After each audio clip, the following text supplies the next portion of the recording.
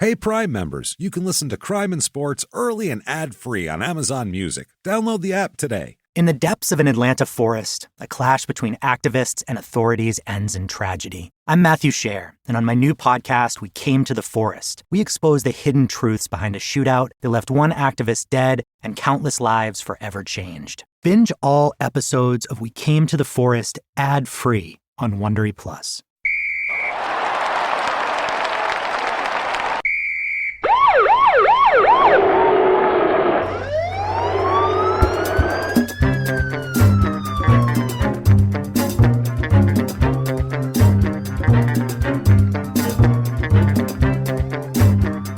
Hello, and welcome to Crime and Sports. Yay! Yay, indeed, Jimmy. Yay, indeed. My name is James Pietragallo. I'm here with my co-host. I'm Jimmie Whisman. Thank you, folks, so much for joining us. We are pumped today. Yeah. Extra pumped, actually, because this is an extra pumped-up individual. For some reason, whenever it's a fat guy, it's always a joy. I don't know why. There's a certain joy in making, I don't know what it is about guys. Yeah. It's a guy thing. The ladies, you're listening, maybe you don't understand it because you guys are, ladies try to be like sensitive to each other with weight, but guys, your best friend, if you haven't seen him in like 3 years, or he moved away or something, he came back and he gained 30 pounds, before you say hello to him, you'll go, "Oh, you fat fuck, look at you, holy shit, you're a fat fuck." And he'll go, "I know, Jesus Christ, all I've been doing is fucking," There's I don't know pride what in it it is. too, because it's bought and paid for. Yeah, Nobody can take this from me. I don't know what it is about men have joy in breaking other men's balls over being fat. I don't know what. Not the same with women at all. We don't want to do the same thing with women, but a guy, it's just like, look at you, you fat son of a bitch. So proud of you, you fat fuck. Fucking fat tub of pudding. Look at you. Beautiful. So we're going to have fun today. But first, quickly, just want to do some house cleaning here, top of the show. Thank you, folks, for everything this week. If you haven't yet, please get on Apple Podcasts, that purple icon. Give us 5 stars. That helps a lot. Go to shutupandgivememurder.com for everything crime and sports and small town murder. Right. Check everything out. Also, listen to P.S. I Hate This Movie. That's a lot of fun as well. All sorts of stuff to talk about here. Patreon bonus. Oh, the bonuses this week, Jimmy. Oh, they're so exciting. This week I found the coolest stuff here. While looking for sports criminals, Sure. I found so many instances of people being arrested and saying that they're athletes. And weirdly, even stranger, athletes getting arrested and saying they're other athletes. Not just saying I'm not that guy. It's fucking fascinating. And the stories they have, there's a guy who gets arrested. He's 6'3". He gets arrested and says he's Bill Russell. Now, if you don't know who Bill Russell is the world famous Boston Celtics center. More rings than anybody in the NBA. About 6'10". Yeah. And they knew that, and he had an explanation for why he was 7 inches shorter that you just have got. It's worth the entire Patreon just to hear this fucking story. It's crazy. So that's going to be this week, just impersonators. And then Small Town Murders Patreon will be we're going to talk about the Chris Watts documentary. We'll talk about that American asshole. Murder? I think that's what it is. You'll it's find ugly. it. The Chris Watts one. You know what we're talking about there, the guy in Colorado. He's a piece of garbage. Yeah, so we're going to talk about that and make fun of that asshole because that guy's a dick. So It's shocking. It's shocking. It's shocking It how really much is. of a twat he is.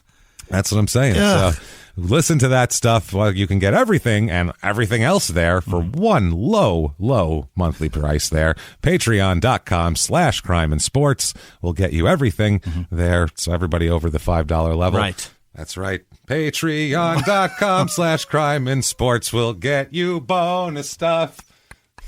It's only $5, so pony up if you can't get enough. James loves Christmas. I don't fucking know. That's a Christmas song, right? I think so. It's a classical tune. I don't fucking know. So there you go.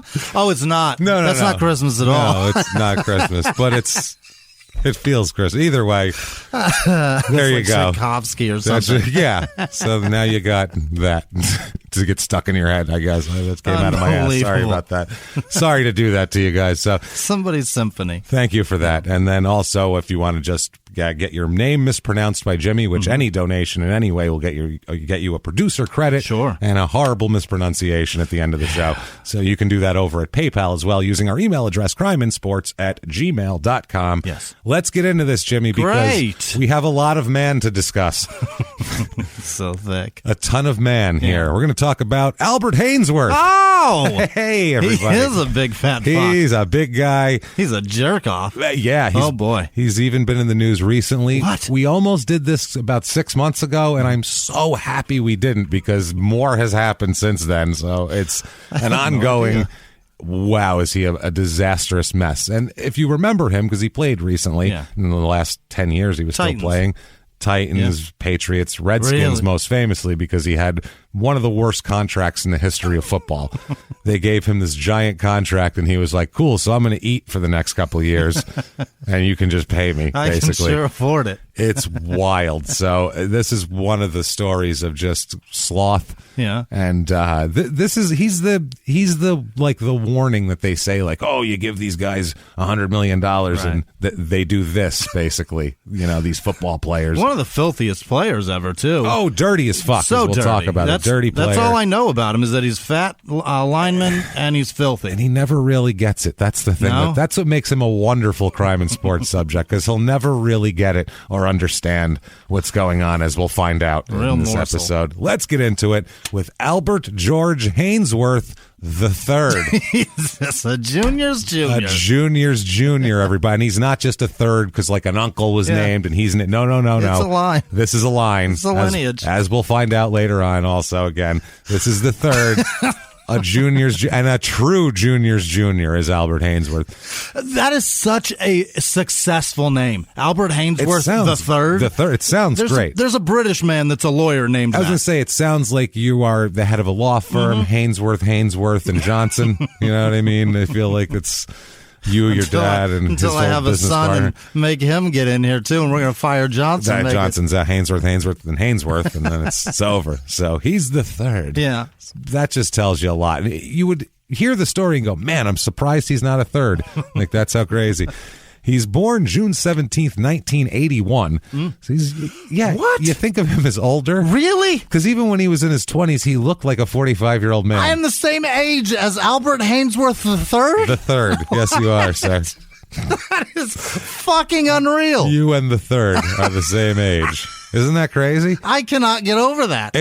He's had quite the life. Really? You're gonna really feel like you've done nothing once you hear this story, because you're gonna be like, Jesus Christ, wow. I've been doing nothing. Well, I've been living my life. He's been doing all of this. He's been doing a lot. He's been doing a crime and sports episode worth of shit. Unbelievable. So he's from Hartsville, South Carolina, which is a small town. When he grew up there was about 4,000 people there. Oh. So it's a little tiny town, and they really embrace the small townness there. I looked it up here. The motto of the town is, quote, a small town with a big heart. Uh-huh. So that gives you an idea there. Now there's about 7,000 people there. So it's still a very tiny town. He went to Hartsville High School, and he played football, obviously, because he's enormous. And he also ran track and did shot put. Wow. As a lot of the linemen do shot put. That makes sense. Yeah, it keeps them into, just to do track and field. They have to do, the exercises to stay in shape in the off season, and they're huge, so I would assume. You put a lot of effort into that thing. Yeah, if you have big legs and, you can probably get it off if you're a giant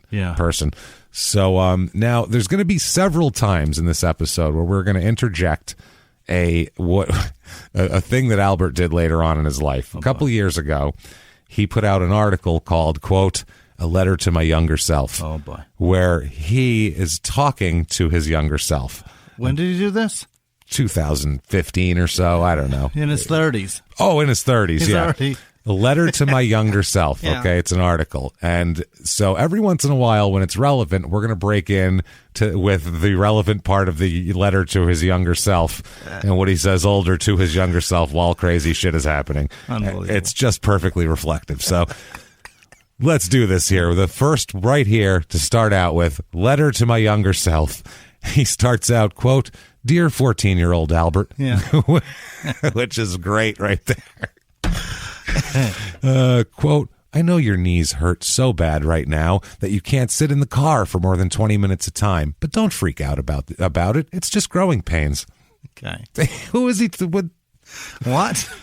Like he really thinks his younger self is going to hear it. Like, I'm going to put it on that timeline and get my flux capacitor ready and, So he puts it on paper and then he sits back waiting for that teenage angst to just go away. That's all. What did you think was going to happen drinking 2 gallons of whole milk a week? Oh, God. Good Lord. 2? So, 2 gallons. So Albert Haynesworth, growing up, either never shit or shit constantly.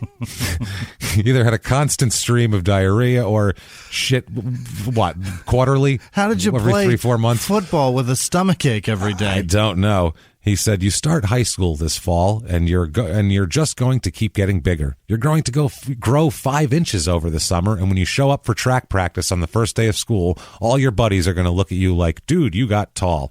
You're going to grow to 6'6", an inch taller than your hero, Reggie White. and like him, you're going to be an athletic monster.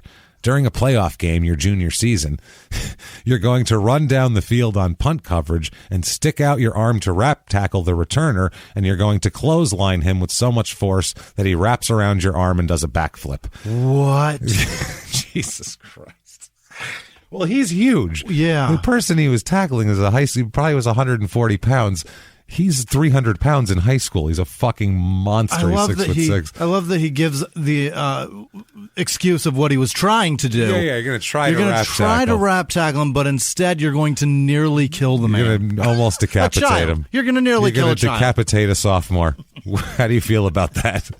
How do you feel about sophomore decapitation? They're running a 6-foot kid down on 6'6". punt coverage? Yeah, he's gigantic. Holy Christ. You're not blocking him. How are you going to block him? Yeah. Coming down the field. He's just running people over and tackling. Oh, my God. In high school, it's not fair when you have guys. It's fair to them. I mean, they're 16. What else? Where else are they going to play? It's fair to that coach. He's jacked about it. Yeah.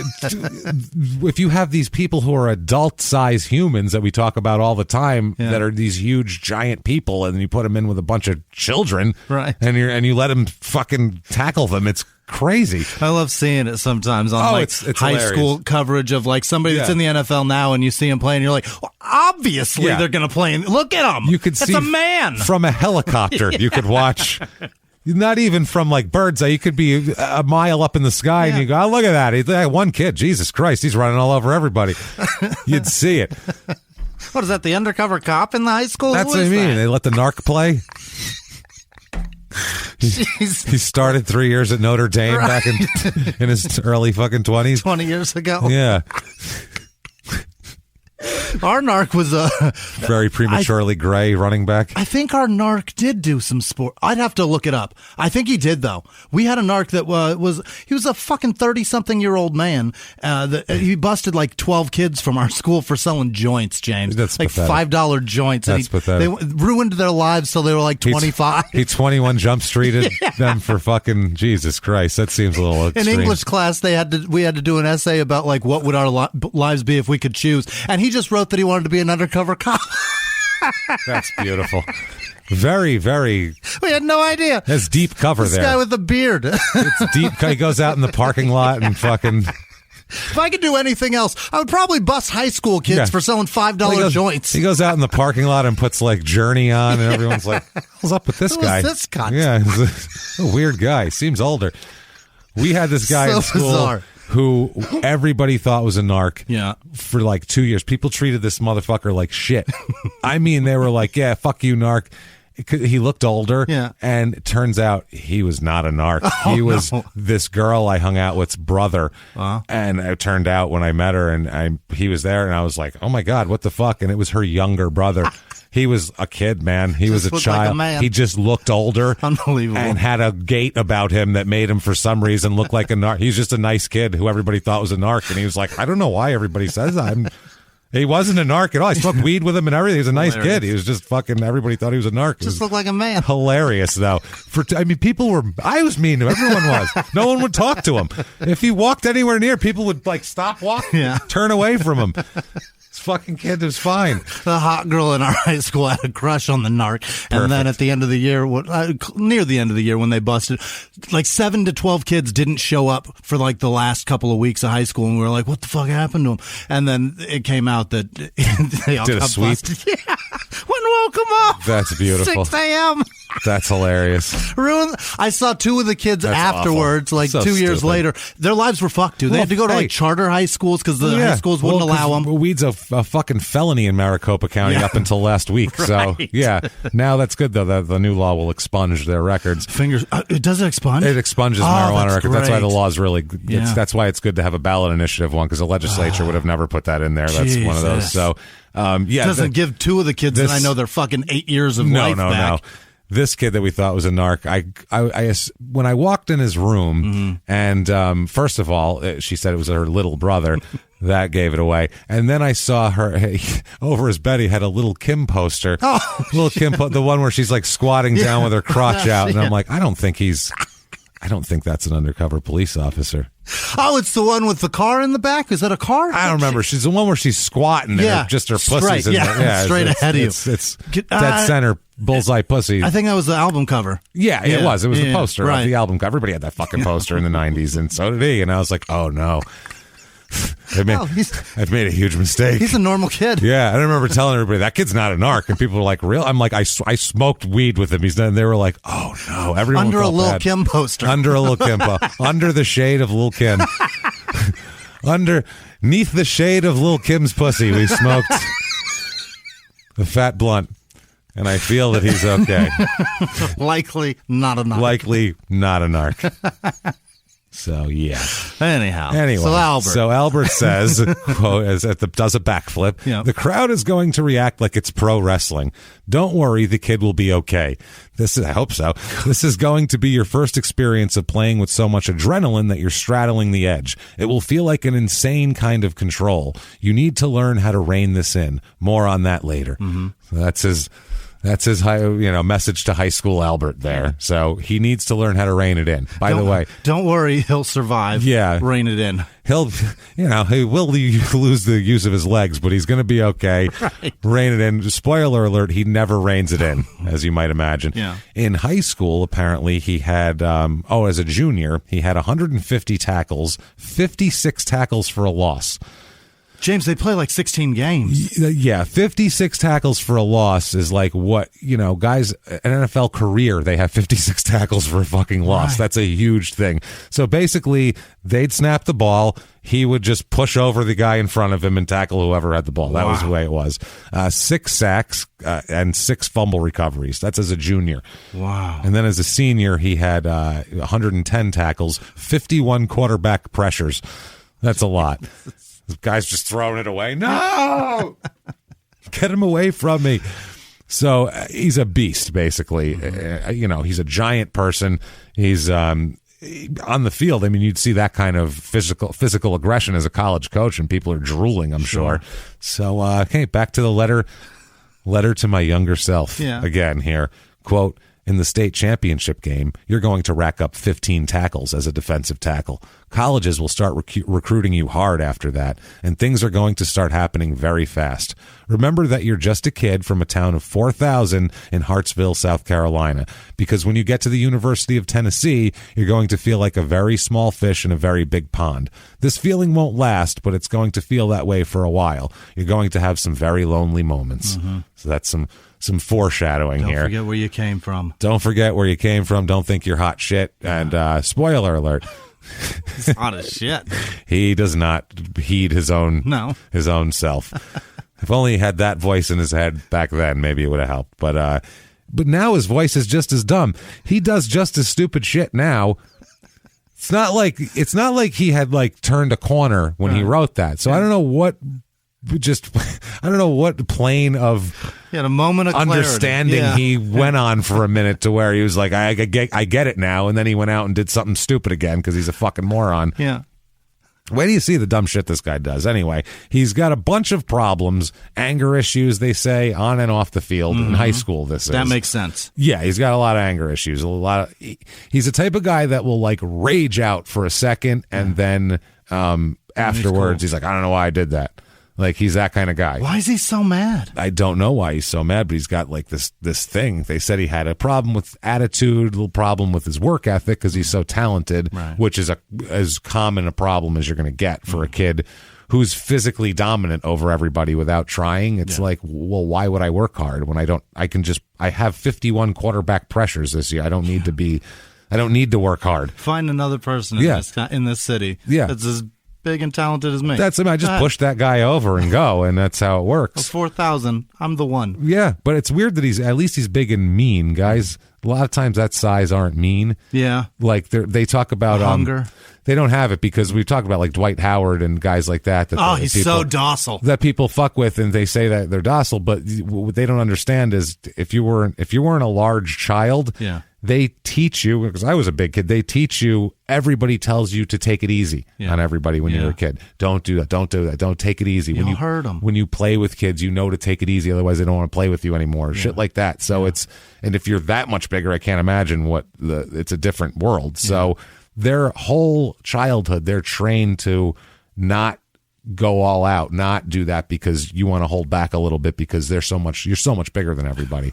Which, it's a hard habit to break when you're 18 and you got a college coach telling you, no, fuck that, everybody's your size, you got to play hard. They're like, well, shit, I don't know. Everybody's been telling me not to. Everyone's been telling me to relax. Yeah, he doesn't have that. Maybe that's why Dwight Howard's knees are pieces of shit. That's probably what it is. He was too soft on them. They always talk about, like, there's an old defensive lineman named Leroy Selman. I think he's in the Hall of Fame.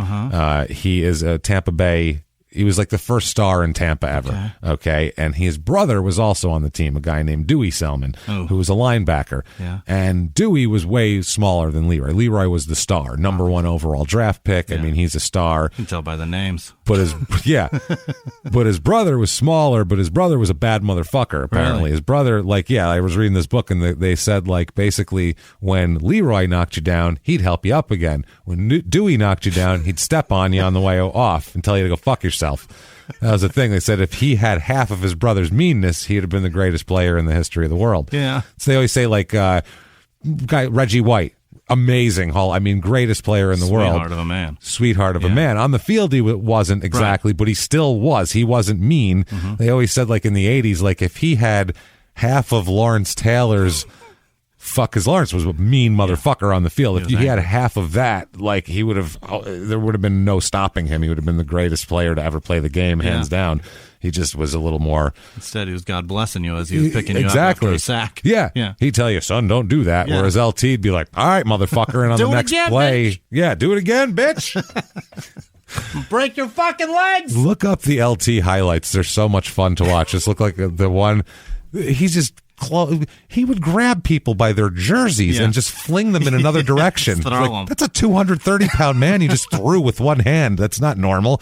And you're the same size as him. How does that work with physics? That's not normal. Closest the NFL's got to it today is Khalil Mack. That guy is a fucking beast, but he's still nothing in comparison to that. Watch LT. Just watch the highlights. It's just the play would start and he would just fuck everything up. The whole thing would fall apart in 2 seconds because of him, and it was like, oh my God. And I love the highlight of him screaming too. He's always yelling and shit. You better hope I don't get back in there, motherfucker. I'm gonna whoop your motherfucking ass from the sideline. From the scream. You better motherfucking hope that shit. I'll fucking kill all you motherfuckers. He's screaming like nobody else is doing that. No. That's why everybody else on his team are standing on the sideline just watching the play. Yeah, and he's chasing them down the sideline. Exactly. Jesus Christ, man.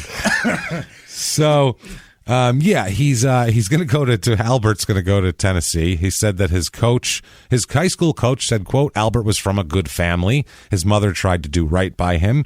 He had somewhat of a temper. He would get aggressive and angry, but we were always able to control him. So it made him sound like he's the Frankenstein's monster. And if he sees fire, he's going to get a little upset, but you can rein him in. Yeah. That's what happens when he's animated by lightning. And then he sings Putting on the Ritz, and that's how it works. You know how it works. So, following his senior season of high school, he is named Super Prep and Rival Net All-American and was also rated 4th best defensive lineman and the 14th ranked overall player in the nation. Whoa. So that's pretty good. That's according to ESPN's Top 100. Wow. So pretty good. And the National Recruiting Advisor rated him the best defensive tackle in the country. That's awesome. So that's pretty cool. Yeah. You're going to have a pretty good, future. Before college. This is high school. Yeah, he hasn't made a dime yet. And everybody in high school has to be going, we knew he was good, but Jesus Christ, better than everybody. Now it makes sense why we all get tossed about. Now it makes sense why those games are so boring. And lopsided as fuck. And super lopsided. He just runs over people. He's also USA Today High School All-American. That seems to be goes without saying. Right. The Tennessee Volunteers, they recruit him 1999. That was after Peyton Manning. After that, he comes into that program. So that year they had. We'll go quickly through football because there's not a lot of time for sports here. This team though had T. Martin was the quarterback who ended up playing. He played for the Steelers for a long time. Really? Backup quarterback. Jamal Lewis was the running back who I think has the single season record for rushing yards in a season at this point in time. Right? Ravens. Wait, Jamal Lewis was always on the Ravens. Wait, what? You're thinking of Jamal Anderson on the Falcons. There you go. Yeah, no, Jamal Lewis, huge guy. Because I'm still picturing him being old. Yeah. That's the year I graduated high school. Jamal Anderson was playing at this moment. He was in the Super Bowl right now while this guy was in college. So, Travis Henry also on this team, future running back and very, very highly indebted child support payer. He has like 14 kids and he owes all of them. What? He's a famous story because he got in trouble because he wasn't paying child support because he owed like $80,000 a month in child support all over the place, and then he wasn't playing anymore. And it's like, you can't pay, but he didn't go to court and adjust it. It was a mess. Why is there shame in just tugging, man? I don't know what it is. Christ. He's planting a lot of seeds out there. That's crazy. That's it. So 99 Tennessee goes 9-3 this year. And during this, they end up losing the Fiesta Bowl to Nebraska, 31-21. And there is a letter to my younger self about this time period. What do you tell him? Letter to my younger self. During your freshman year, Coach Fulmer will introduce you to a psychologist who will become one of your best friends.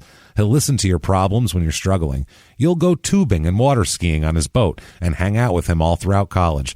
He will come to your house and meet your mom. I know this sounds crazy, Albert, but do not trust this man. What?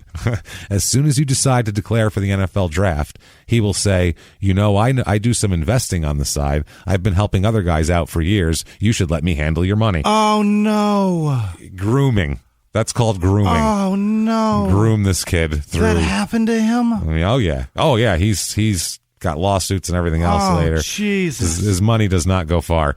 So 2,000 volunteers. That's some foreshadowing. That's heartbreaking, man. No, that sucks. It really does suck. What a scumbag. So 2000 team goes 8-4. They go to the Cotton Bowl and lose to Kansas State. Yeah. That sounds depressing. He gets in a fight with a teammate. Here, Will Offenhusel gets in a fight with him, leaves the practice field as they wanted him to cool off, and you're supposed to go relax. He returns, though, not with an olive branch. Not I was wrong. I'm going to apologize. He returned with a pole, looking to beat this other player. That's your olive branch. With a pole. Yeah, it's a metal olive branch. Right. I'm going to whack you in the fucking temple with it. How's that sound? He came to beat him up with it? Came to beat him up with it on the practice field, swinging a pole around until finally he's stopped by the head coach, who, stops him and suspends him for half a game for trying to murder a teammate on the field, which seems light. I would say that he should probably get at least a whole game. What the hell was that fight about? You can't do that. No. He'll fight with teammates throughout his career as well. He's really a polarizing guy because you have some guys that love him.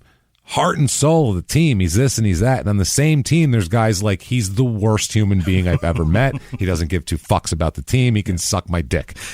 Same locker room. It's probably two different guys that recognize that intensity as beneficial to the team versus detrimental to the team. Yes? No. The interpretation of it? No. It's a different...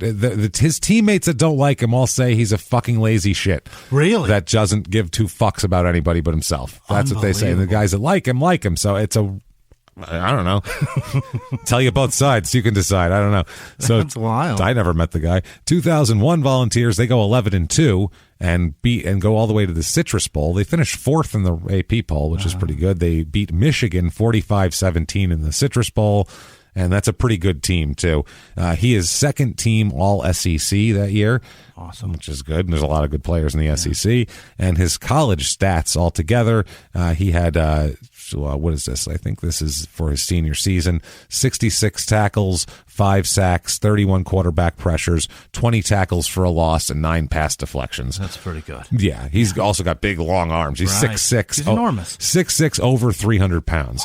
Wow. For the pro day at Tennessee that they do all your stats for the draft. So their team finished third overall. Fourth. Third overall in the polls after the bowl game, though, right? Because they won the bowl game? Fourth overall after the bowl game. Yeah, wow. They were fourth overall. Oh, okay. Yeah, at 11-2. Got it. So for the draft, he didn't do the combine. He did a pro day. Really? A lot of guys will do that. That's a newer thing. But he was one of the first guys to do that. That wasn't a real common thing back then. You went to them, they didn't come to you. Right. But he said, "Fuck that, you come to me." And he's 6'6", weighs in at 317 pounds. Sweet. He runs a 4.82 40 though. That's pretty good. That's fucking lightning for a guy that size. Right. For that much weight? If I had a 6'6", 317 pound man running after me that ran a 4.82 40, I would shit my fucking pants. They're going to get that you, is James. frightening. That's frightening. Yeah. That's like. This is what I mean when we talk about like other sports, and I fuck around. I like fucking around with people like on social media and shit. Like once in a while, people will be like, "Oh, rugby players are so much better athletes," and I'm like, "Dude, come on."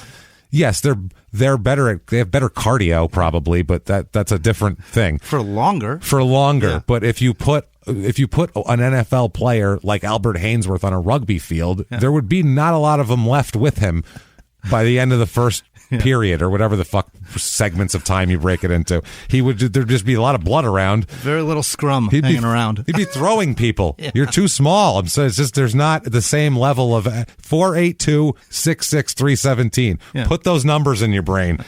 That's fucking frightening. That's why people are afraid of like bears because they're big and fast. This is what this is. He's a bear person. Right. He's a giant man. And 39-inch vertical jump. Ooh. 39-inch for Jimmie. That's insane. Holy! Think about how NBA players 3.5 feet from standing still. Wow. NBA players jump 3.5 feet that are skinny, and he's fucking 317 pounds, and he could dunk a 12-foot rim, probably. Oh, probably. That's what I mean. He's got long ass arms, huge vertical jump. Imagine trying to escape from this person who's coming after you. This is scary as fuck. 9'7" 7-inch broad jump. And he does the bench press, which I think is 225, do they do, or 250? I don't know. They test you at, but he does it, whatever it is, it's 39 reps he does. He's a fucking monster. Yeah. A goddamn monster. And he's in shape. Oh, yeah, he's scary, man. So, a few miles from the glass spires of Midtown Atlanta lies the South River Forest. In 2021 and 2022, the woods became a home to activists from all over the country who gathered to stop the nearby construction of a massive new police training facility, nicknamed Cop City. At approximately 9 o'clock this morning, as law enforcement was moving through various sectors of the property, an individual, without warning, shot a Georgia State Patrol trooper. This is We Came to the Forest, a story about resistance. The abolitionist mission isn't done until every prison is empty and shut down. Love and fellowship. It was probably the happiest I've ever been in my life. And the lengths we'll go to protect the things we hold closest to our hearts. Follow We Came to the Forest on the Wondery app or wherever you get your podcasts. You can binge all episodes of We Came to the Forest early and ad-free right now by joining Wondery Plus. He was hip-hop's biggest mogul, the man who redefined fame, fortune, and the music industry. The first male rapper to be honored on the Hollywood Walk of Fame, Sean Diddy Combs. Diddy built an empire and lived a life most people only dream about. Everybody know ain't no party like a Diddy party, so. Yeah, that's what's up. But just as quickly as his empire rose, it came crashing down. Today I'm announcing the unsealing of a 3-count indictment, charging Sean Combs with racketeering conspiracy, sex trafficking, interstate transportation for prostitution. I was up. I hit rock bottom, but I made no excuses. I'm disgusted. I'm so sorry. Until you're wearing an orange jumpsuit, it's not real. Now it's real. From his meteoric rise to his shocking fall from grace, from law and crime, this is the rise and fall of Diddy. Listen to the rise and fall of Diddy exclusively with Wondery Plus. The draft comes up. Oh, first overall, 2002 draft. 2002? Shit, I don't know. Jimmie. Really? It's a quarterback, right? It's a quarterback this year. Is it Matt Leinart? It is not. No, it is David Carr. Wow. Who got the living Texans shit kicked out of him for in like Houston. 3 seasons, and it was over. Poor bastard. They ruined him. They had no offensive line. Every play he was running for his life. If he didn't get sacked, he got hit. He was going down. Poor bastard. Number 2 overall, Julius Peppers. Really? Who was still playing, last year, I think, 2 years ago? That guy. God, he's so good, though. Playing forever. Joey Harrington, number 3 overall. Wow. One of Detroit's famous wasted picks. Quarterback from Oregon who was terrible. Oh. He was awful.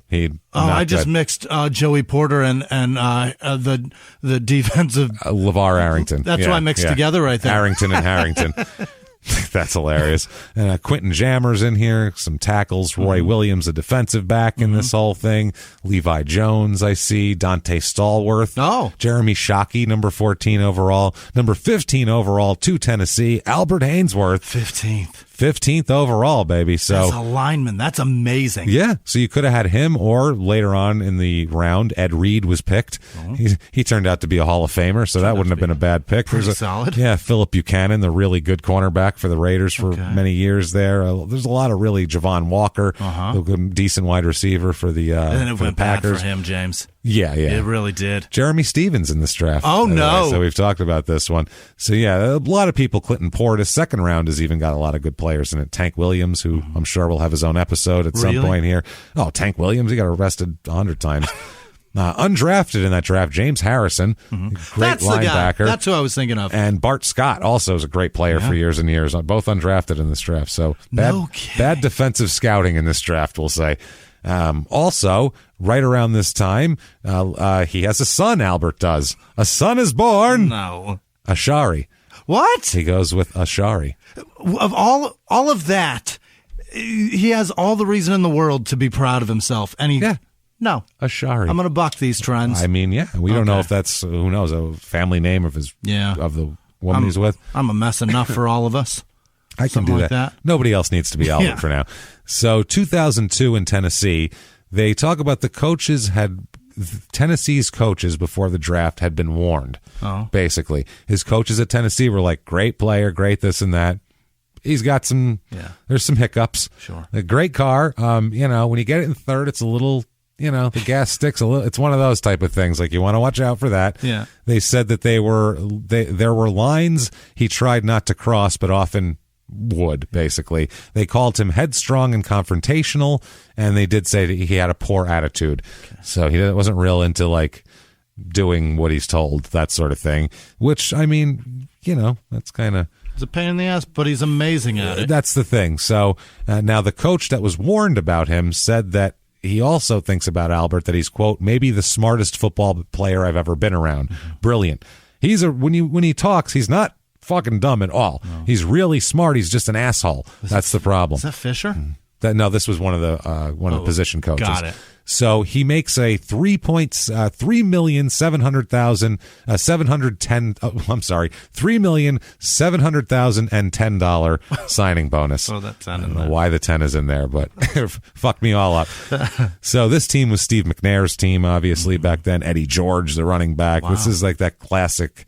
The classic fun team. Yeah. They were in the Super Bowl the year before, losing to the Rams. So that's kind of a team everybody knows. Neil O'Donnell was the backup quarterback with his fucking horse face. Really? He was there. Yeah, weird, right? Derek Mason, Frank Wycheck. This is that old team. Now, for this, we need a letter to your younger self. Tell him how to handle the NFL. Tell him how to handle it. Albert, tell your younger self what the fuck to do. He says, quote, remember when you were 8 years old, watching an NFL game with your mom, and you turned to her and you said, that's what I'm going to do someday. Well, it's going to be a lot more complicated than just a simple game. He's really making it sound like it's the weirdest. It's written so strangely. Like, I get that he's trying to be like, I have reflection. Yeah. But it's just so strange. When you get drafted by the Tennessee Titans in the first round of the 2002 draft, you're going to come into camp thinking you got this, which I'm sure every rookie does. Sure, you only benched as much as some of the safeties at the combine, but you can run. You have that short burst playing power. You're going to be a better athlete than 85% of the offensive linemen you're up against. You're going to run over guys in practice. But for some reason, when Sunday comes around, they're going to do just enough to stop you because they have the brains. Year by year, you're going to figure this out and start picking up little tricks. So he tries, and it's exactly what we said, he tries to use his given ability in the NFL like he did in college and like he did in high school, where he's just a better athlete than them and you're going to run over him. And that shit doesn't work in the NFL. No. The NFL, those guys are most of the time just as good an athlete as you. And if they're not, they've been playing for 5 years and they know every little fucking trick to fuck you up and thwart you. That's Another what they thing do. Is they're smart. the same size as you. Same so you size. can't just impose your will. They're crafty. They're not scared of you. Right. They're actually looking at you like you're a fucking big, giant, fat roast beef sandwich that they can eat for lunch because you're a rookie. You're about to feel how your high school teammates felt about you. You don't know the tricks that they know. They're going to jack you with that little forearm under the chin when you first get off the line, shit like that. You go, oh, what the fuck was that? They don't do that in college. Yeah. They do in the NFL, motherfucker. Get used to it. One of those things. So 2002 Titans are 11-5. They beat the Steelers 34-31 in the playoffs and then lose to the Raiders in the championship game 41-24. Yeah. And the Bucs stomped the Raiders in that Super Bowl. Hard. Albert starts 3 games but plays in all 16. He has 1 sack and 30 tackles. So doesn't play that much. He's a rookie, and they put him in kind of sparingly. Besides his bonus, his base salary that year, $628,333. Not bad. So not bad at all. 2003 training camp, he gets in a fight with a teammate in camp. It's Justin Hartwig. He's an offensive lineman, a center. He kicks him in the chest with his cleats on. While he's standing? While he's down, I think. Okay. So I think he gave him like a kick in the chest to keep practice? him in training camp. That's not okay. You can never step on people in football. That's a big thing. Like everybody's vulnerable on the ground, and you have cleats on. Right. So that's one of those things where you crossed the line, motherfucker, and so you can't do that. Anybody stomping on people gets the ire of everybody. And Dominican Sue, nobody likes him today. Everybody is on the ground at some point. Right. That's why. Yeah. No one is never in that position. Yep. So it's not okay. So this sparks off a big brawl and all of this sort of shit. He's fined by Jeff Fisher, the coach. He says a little bit later, Albert does, yeah, it was at the beginning of training camp. Oh, I'm sorry. This is Hartwig talking. Hartwig, the guy who was kicked. He says, yeah, it was at the beginning of training camp, my second year. I was blocking him during a pass rush drill, and he was bull rushing me. And when he let up, I dropped to my knees, and he reared back and kicked me in the chest. So he wasn't even laying down. No, he was on his knees. Holy shit. Yeah. He said, so basically what I did was grab his foot when he kicked me because I was going to dump him on his back. Because if you're kicked, it's really on after that. But when I tried to pick his foot up, one of the other offensive linemen came in and cleared him out. So then it was a brawl after that. Got it. So then the lines were brawling. He grabbed his leg and somebody else drilled him. Exactly. Yeah. It was one of those. He came off and pulled him away. Yeah. So then the next day, he gets in more fights with people. He gets in a fight with teammate Matt Martin and then gets in a big, giant verbal blow-up with Jeff Fisher. Wow. It's your second year, dude. Right. Like, get on the team first. Establish yourself. Calm down. Yeah, they end up deactivating him for the season finale later on because of another fight with Jeff Fisher, and then they put him in for a playoff game though. Yeah. The one they won against the Ravens because they need him. Right. Exactly. And they're like, well, I mean, it's not that bad. So 2003, they're 12-4. The Titans. They were really good through this period. They win in the wild card round. They beat the Ravens 20-17, and then lose to the Patriots 17-14. So that's going to happen. But Albert here plays in 12 games, starts 11, has a little better, 2.5 sacks, 32 tackles. Still not that this is our first-round draft pick dominant thing going on yet for him. He does, though, make $425,416 plus a $1.8 million option bonus, whatever that is, for a total of $2,225,416 this year. My God. Not bad. Yeah. That's all right. Oh, Jesus. You can do all right with that in Tennessee, I think. Probably. Probably do just fine with that. They're in Nashville, right? Yeah. So this also prompts a letter to my younger self. Oh, boy. Letter to my younger self, Jimmy. Yeah. You've heard the horror stories about guys buying a fleet of Rolls Royces and gold chains and going broke. You're not an idiot. You know you should invest your money. And this guy is showing you a business card that says Morgan Stanley and a multi-million-dollar portfolio. I know he seems trustworthy. I know he seems smart. But if you let your friend handle your finances, he's going to take millions from you. Oh, no. He's going to take millions from you. You can't. Are you paying attention now? He says. That's. You can't. People are such dicks, Isn't man. that fucked up? I hate them. I hate that so much. And they see the guys like him from a mile away, Absolutely. And they prey on him. 4,000 people is a tiny girl with? That's crazy. Prey on him. Yeah. Oh, yeah. I bet he probably is out here all alone. Probably needs a father figure. These shit buildings like that. are impressive, right? Pretty good, right? They don't have these where you're from, Mom. Nope. So, 2004, he skips the team's off-season workouts, including a voluntary workout program, which is fine, and also a mini camp he skips in May. So, team isn't real thrilled with him for that shit. It looks shitty. It looks shitty, exactly. So, 2004, the Titans are 5-11. Oh, no. That turned around real fast. Yeah. They were 12-4 the year before. What Holy happened? shit. I don't know, but that's a fucking disaster. It really is. Holy fuck. Albert only plays in 10 games. He starts all 10. He has 1 sack and 37 tackles. So that is just not. That's abysmal. That just isn't great. Yeah. They're not. He's not exactly what they're looking for out of their first round draft pick defensive tackle here. $500,000 though he makes. That's what helpful. That's what he's looking for. Yeah. I'll tell you that much. Now Keith Bullock, his teammate here, he loves him. Bullock loves Albert Haynesworth. He says he always has happy things to say. He says about this that he remembers the time when Albert leaped over a lineman, quote, like fucking Frogger, or the time he said that he pushed Larry Allen, who's a Hall of Fame guard on the Cowboys, as if he was pushing a stroller. He says, quote, it was like watching the Hulk when the Hulk smashes. That's what he's saying. He's got the goddamn ability. So, he does too. He said that he'd get himself into a rage before the game. Yeah. A lot of guys try to calm down before games because they know it's a long thing. They'll like almost take a nap before a game. And some guys like bang their head against concrete walls. Yeah, I don't know that I could be. Some guys throw up on purpose. It's a really weird. Yeah, Jordan said if he didn't throw up before a game, it wasn't an important game. Yeah, well, some guys at football games, it's like part of their routine. Yeah. Like Jim Kelly used to do that.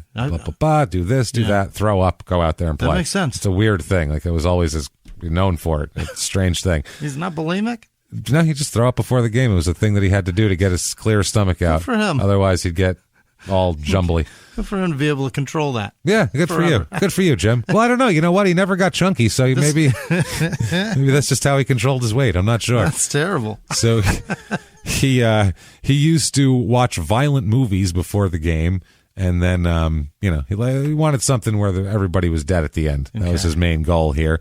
And the coaches knew not to talk to him before games because he was getting into a weird state. His murderous rage. Yeah, he says that he remembers it feeling like addiction, like it was an addictive power surging through his body. He said as the national anthem played. He said he wanted to know that the man across from him, who had family in the stands, who was a hero to his children, acknowledged Albert was better and stronger. That's what he said. What? He wanted to embarrass this man in front of his children. That was his goal of the day. Hopefully, at the end of the day, this man's children will respect him less. That's what he wants. That's what he's looking for. I want this man to go home and tell his kids, that guy I played against, much better Much than me, better. right? He's more of a man. Honey, you want to fuck him, right? Right? Kids, you wish he was your dad. I know. Unbelievable. He says, quote, I got off on that power, the high. That's what like serial killers do, and like rapists and shit. That's a weird. He just channeled it to football. It's not about making me feel good. It's about making you feel bad. That's what I mean. It's not even a matter. That's what he's doing. What he's about. Is that sociopathic behavior? It's a lot of different things. Feels like it, right? Yeah, he said it took me to dark places and desensitized me. That's exactly what it is. Well, think about it if he didn't have football though, because he never murders anybody or anything. So the fact that maybe this is the best thing for him. Mm-hmm. At least everyone on the field signed up for this, right? For his fucking madness. Whereas he kicks his teammates in the chest. Yeah, at least he's not doing that. Like it could be worse. He could be working at Walgreens and kicking a stock boy in the chest. That would be worse. A fellow stalker. He would. He would. That's what I mean. So he said he liked the most violent parts of the game. He said that he felt he was there. He was paid to inflict maximum pain. And that was that. He said the more pain he inflicted, the more money teams would want to give him. That's what he said. And Bullock said, his teammate said, quote, he was a fucking savage. That was that. He said, Albert Haynesworth said, quote, like if an opponent wanted, we'd meet in the parking lot afterwards. He said, yeah, I'll kick your ass too later. That's who you want on the team, though. Yeah, he wanted to hate you, though. That was his whole thing. He Bullock said, in our sport at the highest level, you just have to go to that place. Which, I mean, maybe you do to play defensive tackle. I don't know what it's like in the trenches of the line. Psychotic words, though. It's crazy. Yeah. It's this is why you look at football, and we grew up and we've loved football our whole lives, and you look at it and you go, how is this allowed? Right. How are we all allowed to do this? Yeah. Like, you know? Yeah. When you look at it really, it's boxing too. And I'm not saying like, oh, yeah, people are... Just look at it if you were an alien. Yeah. And you were plunked down and you were like... Dissect it on its face. Wow. Yeah. Whoa, what the hell's this all about? Is this punishment for something? No. These men dreamed to do this. Right. But... we all paid to get in here. Yeah, we paid to watch it. And there's also money back there at the books. We picked the winner. Yeah. Oh, by the way, everybody has a fantasy team also, and they all have these people in their avatar computer selves also. They pretend they own this. Yeah, they own these people. Strange. So 2005 Titans 4-12. Albert starts 14 games this year, has 3 sacks, 52 tackles. Getting better. Mm-hmm. That's getting better. He makes $600,000 that year. And so what does Albert do in the offseason? What's a guy like Albert, who's all motor on the field and all wanting to murder people on the field, what does he do to unwind a guy like that? He says his first few years total out of football, he ends up later on doubling down on these activities, but he starts figuring out that he likes to hang out in Florida. He likes to go out on the boat, smoke cigars, and go fishing. Yeah. He likes I had to a feeling. Yep. He takes his kids to school, shit like that. That's what he's going to do. Small town living, that kind of thing. Yeah. He likes, like if you're the richest guy in the small town, you're going to get a nice boat and hang out on the pond. That's what he wants to be, the successful guy in a small town. Yeah. I get it. He also would go rock crawling or gator hunting sometimes as well. I like this lifestyle. Yeah, I'm in. It's fine. He also has a daughter around this time. Alani is her name. And the Hartwig leaves the team. The Justin Hartwig after this year, kicking the chest guy left the team. And he says, quote, I never talked to him. He's just the kind of guy I stay away from. I realize there are things that happen on the field, but there are boundaries that get crossed. He just kind of loses his mind sometimes. That's just him. There have been several incidents with him on the field over the course of the 4 years I was there. It's pretty par for the course for him to lose control of his temper and his emotions and do something like that. He said in practice he saw a lot of things. He said, quote, there is stuff where he will hit somebody after the play when they aren't looking. I got into it with him just about every year. Yeah. So that's his thing. That's his thing. Yeah. So, I mean, I don't know if it's the offensive players hate him, the defensive players like him maybe because they have to fuck with him in practice. Yeah. Whereas the defensive players don't care. That might be it because I haven't heard a defensive guy talk shit about him, but all the offensive players hate his guts. So they are different units and they don't hang out together very often. So I don't know. But either way, he's making money. He's doing things. Grace. Oh, boy. This is Grace here. Oh, no. When he just kicked a guy in the chest and all that. From here on, it gets really crazy. Now it's a ski slope of slalom insanity now. Great. So May of 2006, this is in the off season, he surrenders to authorities on a Friday to face charges of reckless endangerment after a motorist complained that he tried to run them off the highway with his truck. Oh, boy. And this is not the only incident he's going to have in a car. Oh, Albert. He's got a lot of car problems, a lot of out-of-car problems, but in the car, he really shouldn't have a car. No. No. Like, as a society, we should all chip in and just get him like an unlimited Uber card because it will save us all a lot of heartbreak. We'll put it that way. Or we keep him in a car, a very small one, because he's in a fucking truck. That's possible. That's as well. scary. Yeah. Well, later on, he's got a small car, which is hilarious. You'll hear what he drives later on. So I can't wait. This whole story is fucking insane. They said that they issued a warrant for his arrest. You know the guy who? This is amazing. The man who he ran off the road. What? You know his name? Oh, no. James Bond. Oh, Jimmie? Did he? Right out of a fucking news. James J. Bond. In his Aston Martin. That's right. He ran off the road. It was sad, too. His foreign female companion was injured. It was very well. She was blowing him at the time, so that's why. His drink spilled His on her drink head. spilled on her head. It's bad. He's released on $1,000 bond. Yeah. James Bond. James Bond. $1,000 James Bond. James Bond told the police. This is funny. James Bond calling the cops to tell on somebody about road rage. Imagine in a James Bond movie, they just stop in the middle of it and he pulls over and he's like, I never thought of doing this before. Hello, police. There's men trying to kill me. Isn't this? Oh. Hello, 911.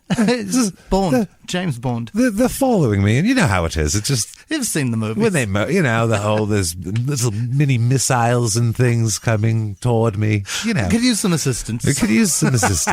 So I'm out here all on my own. You never. Can you imagine? What was that? I don't even know where that was. It was a Scottish man who was out there on his own. I'm out here on my own. That was more Irish. Yeah. Sorry, whole fucking island over there. Unbelievable. Sorry, multiple islands. The whole United Kingdom. So he apparently was driving a 2006, Haynesworth was, 2006 Ford F650. James, that's so much truck. That's basically a semi. He's basically driving a semi. An F350 is a 1-ton pickup truck. Yeah, this is probably that. I know exactly what it is. It's a fucking diesel. It has more than 4 wheels. We'll put it that way. It has 6. Any truck with more than 4 wheels is probably too much truck. It's a big truck. For the highway, for non-work things. That might be the one with two axles in the back, James. That's what I mean. The 660? It's one of those 650. It's a lot of, 650. It's a fucking huge truck. A lot of truck. It's too much truck. Apparently, it's like a $250,000 truck. He was speeding, of course, and attempted to pass a Mustang driven by James Bond's mother-in-law. Okay. James Bond is tooling down the highway with his mother-in-law when he has a traffic incident and must call the police. James Bond has gone downhill, everybody. I get that you can't have him be as suave and as sophisticated as before, but getting run off the road while his mother-in-law is driving, I think, is a little too far for the James Bond series. It's pretty awesome. Fall. James Bond's mother-in-law also drives a sports car. She does, a Mustang. Everybody in the family. They drove them off the left shoulder of the I-40, which is the big interstate that goes all the way across the country, about 45 miles east of Nashville. And he's cutting people off in the fast lane. In the fast lane, driving passing them on the right. Yeah, pissed off. Wow. Probably drive. He drives like he plays. That's the thing. He drives way too aggressive. In an F650. That's what I mean. That's a imposing vehicle coming at you. The police report said the affiants feared for their lives and felt their lives were in danger, as well as other drivers around them, and they probably were. And they didn't even know it was Albert Haynesworth. That would have then they would have known their lives were in danger. Yeah. So no officer was present at the scene. They just gave the license plate number and all that, and other motorists, I guess, saw it as well. Yeah. Now, June 2006, a judge ends up dismissing the reckless endangerment charge. Dismissed the charge after the prosecutors declined to press charges because it was not in the jurisdiction they thought it was. Oh. They made a mistake when they wrote it out and put it in another place. So it's in the wrong jurisdiction, so they end up having to throw it out. So they said, quote, both officials conducted a thorough investigation. Oh, this is Albert's attorney. Okay. He's got an attorney. This isn't the one, but wait till you hear his agent the whole time. He's the silverest of the silver-haired middle-aged white men. This is his first attorney. He says both officials conducted a thorough investigation with Albert's complete cooperation, and while we are pleased, we're not surprised by their conclusion. Yeah, I'm sure nothing happened. So he also says this incident, at least on our client's part, never rose to the level of crime. And Albert at this time will choose not to react in kind. He's going to be a nice guy about this whole thing. Does the other county even bother? No, they don't even bother with it because by then it's... Yeah, it's been investigated by them. It's probably botched. We can't do anything Who cares? about it. We weren't there. Fuck it. So 2006, this is kind of when he comes into his own, and also when everybody in the country knows who he is. Yeah. 2006, plays for the Titans. They go 8-8 that year. Mediocre. Now, October 1st, 2006, Cowboys guard. Is it Andre Garode? Is that how you say Garode? I can't remember how you say that. I think it's name. Garode. Garode. Either way. Gerrode. Gurode. Yeah, I think it's Garode. Garode. Yeah. Anyway. He's the Cowboys' offensive lineman, apparently, and he's tangling with Albert all day. And Albert says that at one point, I guess this Garode, Albert said he clipped him from behind and behind his knees. And then the guy got up and said, "I'm trying to put your ass out." Oh, boy. So Albert says he remembers a coach yelling from the sidelines, quote, "You better kill that motherfucker." He says, quote, "And then it was just like a switch. I can't remember." This is how he says it. All right. Now, what happened was, if you didn't know, it's known as the stomping incident. Yeah. It was during a touchdown, I think, or something like that. It was on the goal line. Yeah, it was away from the play. Yep. I know. Basically, he took this man's fucking helmet off of him and stomped on his face with his cleats. Wait, what? Real fucking hard. You never saw this? This I may be confusing the Dominican Sue one. Oh, no, this is worse. Sue, he pulled the man's helmet off first. That's crazy. And then, this is like attempted murder, for Christ's sake. I thought the stomping was on his nuts. No. This is on his face, right down his face, narrowly missing his right eye. Holy shit, Albert. Severe wound, opened up a huge gash. He needed 30 stitches to close his face up. Not good. This is one of the dirtiest plays in the history of football. Right. This ranks up there with the Charles Martin hitting Jim McMahon. Did you ever see that highlight? Jim McMahon throws the ball and he's standing there for like 5 seconds, and Charles Martin just comes up and fucking throws him into the ground shoulder first. Really? I mean, it's just assault. It's not even a football play. The play is over. I mean, it's late by 10 seconds. Yeah. He just plants him on his shoulder, broke his collarbone or something. Fuck. That was like the cheapest play in the history of football known as, and this takes it way to another level. Why don't I remember it being on a fucking face? He pushed off his helmet and fucking lifted his foot up and hard. Yeah. He tried to hurt this motherfucker. It wasn't a little bit. So there's a 15-yard penalty on the play for that. So Albert said, quote, "All he could think was, oh shit, I lost it," after that. That was his big thing there. He's, "Oh, damn, I lost it." He said he went into the Titans locker room, and he said that he looked up and just saw him, because he got thrown out, saw himself on an endless TV replay loop, because they showed it. Yeah. For 2 years, they showed this over and over and over again. Yeah. Whenever they'd mention him on SportsCenter, that was the highlight in the background, was him stomping on a man's face. And it was a Cowboys game, so it was probably Joe Buck being appalled. It was on national television, I'm sure. Right. So that's the other thing. He said it was a blur. It was a big mistake and something that I wish I could do anything to take back. Known as the stomping incident there. He's ejected, obviously. Now, the other participant, Garode, I can't remember, and I wish I could. He says that the injury first felt like a scratch. He said he knew he'd been stomped on, but he thought it was just a scratch because your adrenaline's going. You're in the middle of a fucking football play. You don't feel things as much. He said, though, even though he could feel blood gushing into his eye and he couldn't see because of blood, he thought it was just a scratch. Right. Like on the forehead in wrestling, they make a little tiny cut with a razor blade and it bleeds like when your blood's pumping like that, man. Yeah, and if you're sweating too, it really makes it worse. That's Sure. why the guys look like they're stuck pigs when they have a tiny little pinhole in their fucking head. So he said that what happened next, his instinct was to attack Albert Haynesworth, but when he tried to stand up, he could feel a weight pushing him back down. Later, he looked on the replay to see who was keeping him down, and no one was there. His interpretation, which he believes to this day, boy. This was God at work. Oh, motherfucker. Quote, giving him the strength of calm. Mm-hmm. Or it's blood loss. Or it's, one of the two. Or you don't have the vitamin D to move. B, whatever it is. Your brain needs more blood to operate that you don't have because it's rushing from your face, maybe. I'm not sure what it is, but... Oh, God. The strength of calm. Mm-hmm. Chris Collinsworth said at the time, who we both despise, he was announcing the game. It was on NBC. It was him and Buck then. Probably. He said that Haynesworth should be taken away in cuffs for that, which, I mean, it was fucking clearly assault. For once in his life. Yeah. We are going to do that one of these days, by the way, for a bonus episode. Players who have gotten in legal trouble for things that happen on a field. Oh, what? Interesting as fuck. Yeah, there's a ton of times that people have literally gotten arrested for shit they did on a sports field. Mm-hmm. So we'll talk about that. I know shit. This happened in hockey with the sticks and shit. A lot, People have but been there's legit other arrested. sports too. Yeah. So Fisher, I guess, Jeff Fisher told Bill Parcells after the game, because Parcells was, I think, coaching in Dallas at the time. Must have been. Possibly. Yes. Yeah, Yes, or at he least in was. charge. Mm-hmm. He said that the Titans would punish Haynesworth themselves if they felt the NFL's punishment was not serious enough. And on the same day, later on, Albert will have a press conference, of course. Fisher told a national radio show that the game might have been his last as a Titan, Haynesworth's. Right. So they had the option of either deactivating him for the remaining 7 games of the season. They could release him. If they released him, though, it would hit their cap pretty hard, salary cap. That hurts. So they ended up, the NFL gave him a 5-game suspension, which to this day still is the longest suspension in the history of the league for an on-field incident.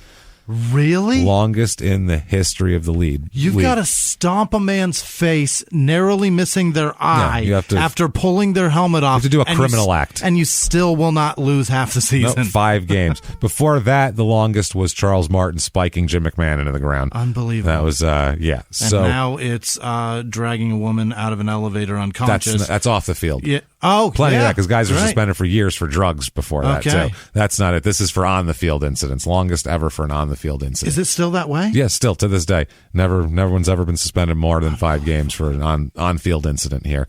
So he needed 30 stitches, like we said. Jeff Fisher sent an apology to the league, to the press, to the Cowboys, to everybody in the world.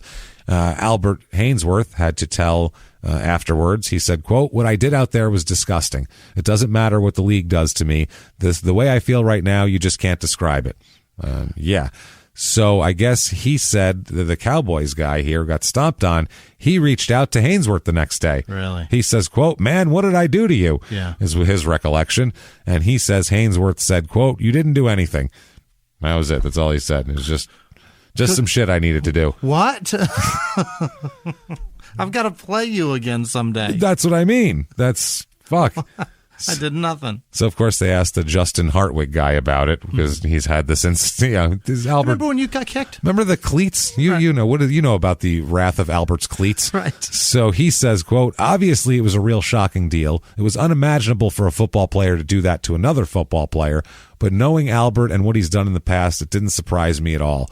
He says, quote, he's a guy that isn't very good in control of his emotions. When he's getting beat, he tends to lose control of his emotions, and he gets irrational and doesn't think straight. And people around the league went batshit. Like Michael Strahan in his book, he has like a whole chapter about how disgusting and sickening this was, and how Albert Haynesworth has no respect from him, and it's, fascinating. He broke the code of players. You don't fucking do that and all this shit. Which, I mean, you don't rip a man's helmet off so you can stomp him with your cleat. Yeah. That's fucking that's crazy. Yeah. That's a crazy thing to do. Keyshawn Johnson went off on this shit because he was an announcer by then, I think. He said, quote, "I don't think he should be playing football. I wouldn't want him on my team. I'm not into giving guys who do something like that an opportunity. That's just me, but I don't own a football team, and I'm not a head coach. If I did, he wouldn't be on my team." And he says, if somebody did that on this team when I was here, I'd tell the owner, Jerry Richardson, the same thing. I don't want him on my team. I'm not going to play with a dude that's doing that on my team. A lot of people felt that way, which makes sense. During the suspension, he talked to people here and hung out with some people. People thought he deserved a second chance. One of his teammates said, quote, "He just made a mistake. It's nothing somebody should hold over his head or sit here and not let him play the game anymore. He made a mistake most young guys make. No young guy ever made that mistake on the field." It's one thing to get in a fight, but you don't rip a man's helmet off and stomp his face. That's crazy. And be 300 and something pounds. It's crazy. And pushing that weight into a man's head. Yeah. He could have fractured his skull and killed him. So, I mean, get him up and smack him in the helmet if you want. Just get in a fight with the guy. I don't Punch care. the man. Punch the guy. Do whatever you got to do. Stomp on him. That's crazy shit. So, he says he comes back out on this team. I think it'll be a good thing. It'll be a big lift for us, too. Then he says, this is Keith Bullock again. He says, "Shoot, we've been missing him around here in the locker room, missing him on the football field, miss the leadership aspect that he brings." What fucking leadership can this guy bring? Wow, that's weird. I don't know, but then again, different defense, so who knows? And I'm sure he's ready to come back. He's definitely one of us, and I can't wait until he comes back. So some guys love him, some guys wouldn't want him on their team. Yeah. It's a weird defense-offense thing here. So he ends up facing 5-game suspension. And then Jeff Fisher says, "We believe that Albert is prepared to put this incident behind him, move forward, and play this game with the respect and integrity with which it was designed to be played." I don't know about that. If you've ever seen old football, there's no integrity there. It was guys were murdering each other. And if he had any, stomping a man's fucking face. Yeah. Throws all of it away. It's fucking crazy. He started counseling that right afterwards. The team made him start counseling for anger management. And they said that he's going to have to keep with anger management to be on the team still. Mm-hmm. He said, I'm glad the suspension time is over with and I'm allowed to come back to work and participate. So Albert says all of that. Now he needs he's got to reset his thing here. Yeah. And for that, I think we should give him the floor and let him do an in their own words. What do you say here? Great. In their own Why not? Fuck it. In their own words, quote, now, Albert Haynesworth is known for something despicable. This is him speaking. Not just for being a good football player or the face of the NFL like Chad Johnson or Terrell Owens, for that matter. It's known for this incident. So I know I lost a lot of respect. My goal is to get back, work as hard as I can, and just bust my butt on the field and try to earn back that respect from everybody. Yeah. So... There you go. That's what he's trying to do. After you stomped a man's face. You stomped a man's face. He did start 10 games that year and have 2 sacks. So there's that. In the 1980s, a rosé swept the country. Hey, Mike, I really like this White Zinfandel. Well, good. Now put it down. We're going to try another one. White Zin became America's top-selling wine. But most don't know that this sweet drink has a sour history. What began in 1986 with counterfeit bottles. A big fraud. Multi-million-dollar fraud. Sent investigators chasing one of the most powerful families in the business, the Licciardis. But the closer the feds got to them, the more dangerous things became. It's a story of deceit. At the time, I was paranoid. Threats. You touch my kids, I will kill you. And murder. With a .22 caliber bullet to the head. What started with a scheme to mislabel wine spilled into a blood-soaked battle for succession. Welcome to Bloodvines. You can binge listen to Bloodvines exclusively and ad-free on Wondery Plus. Join Wondery Plus in the Wondery app, Apple Podcasts, or Spotify. Behind the closed doors of government offices and military compounds, there are hidden stories and buried secrets from the darkest corners of history. From covert experiments pushing the boundaries of science to operations so secretive they were barely whispered about. Each week, on Redacted, Declassified Mysteries, we pull back the curtain on these hidden histories, 100% true and verifiable stories that expose the shadowy underbelly of power. Consider Operation Paperclip, where former Nazi scientists were brought to America after World War II, not as prisoners, but as assets to advance U.S. intelligence during the Cold War. These aren't just old conspiracy theories. They're thoroughly investigated accounts that reveal the uncomfortable truths still shaping our world today. The stories are real. The secrets are shocking. Follow Redacted, Declassified Mysteries on the Wondery app or wherever you get your podcasts. You can listen to Redacted early and ad-free right now on Wondery Plus. He does make $646,251 that year, but that is minus about $190,000 he lost in salary from his suspension. Yeah. That's a lot of fucking money. Ooh, he lost a house for that stomp. Ooh, that's a house worth of stomp. In 2007? Yeah. Ooh. That's rough, man. That's what like 3 houses cost in 2007. I was going to say, right after it dropped, you could have bought half a neighborhood for $190,000 in 2008. Now, later on, he said that he knew he'd spend the rest of his life trying to live down the stomping moment, obviously. He said, though, it actually, later on, in retrospect, he said it benefited him. He's happy he did it. Oh? Oh, yeah. That's what I mean about him. He doesn't have any, he says, because back when he got back on the field, people were afraid of him now. Fuck yeah. He said now they were afraid of him, and he said he saw a different attitude from guys against him. He says the incident elevated his play to another level and everything like that. And he says that, he shouldn't have done it. It was a terrible thing to do, but it also helped. And also, he's got a little reflection on this in a letter to my younger self. Let's do this here. What could you possibly... Go on. Let's find out. One day, you're going to fuck somebody's face up. One day, you're going to do the dumbest thing in the history of the NFL. He says, quote, in 2006, everything is going to change for better or worse. By now, you will fully understand that to survive in an NFL game, you have to work yourself up into a kind of insanity. This is what it takes. Before games, your coaches will essentially pimp you out. They're going to use humiliation and fear as a means to make you play as hard as humanly possible. One of them will literally show you a scene from the movie Deliverance during a midweek meeting in order to demonstrate just how badly the opponent is going to own you. What? I mean, that's a bit. Even if it's 55-0, there is no ass rape at the 40-yard line. That's a bit far. And Johnson heads down the sideline. Oh, he's breaking away. He's breaking away. That's a touchdown. Oh, my goodness. This game is well out of reach. 51-3. And oh, what's going on at the 40? At the 40? Oh, my God. I see. Holy shit. Reynolds. He is ass raping. He's ass raping Cleveland's tight end, everybody. He's got him bent over. He's struggling for his freedom, and he is just pounding away on him. Just giving him. I heard yeehaw a minute ago. And he is waving his arm around as if it's a lasso. I don't understand. Oh, my God. That doesn't ever happen on the field, does it? Dallas, the sideline, has got out banjos. He's got out. That's when you know you're in trouble and the raping's about to start. It's always around the 40, too. Bad neighborhood around that 40. I don't get it. I don't understand. I don't know why you would want to show that to you. This is what they may do to you. It could happen. It could happen. Unbelievable. So practice your squealing. So he said, you will love this in a way. Okay? Right. It will make you go absolutely nuts. The NFL culture will brainwash you into a certain mentality. My opponent is trying to take food out of my mouth, and I want to embarrass him in front of his family. It disgusts me to be on the same field as him. Okay. I don't think everybody thinks like that in football.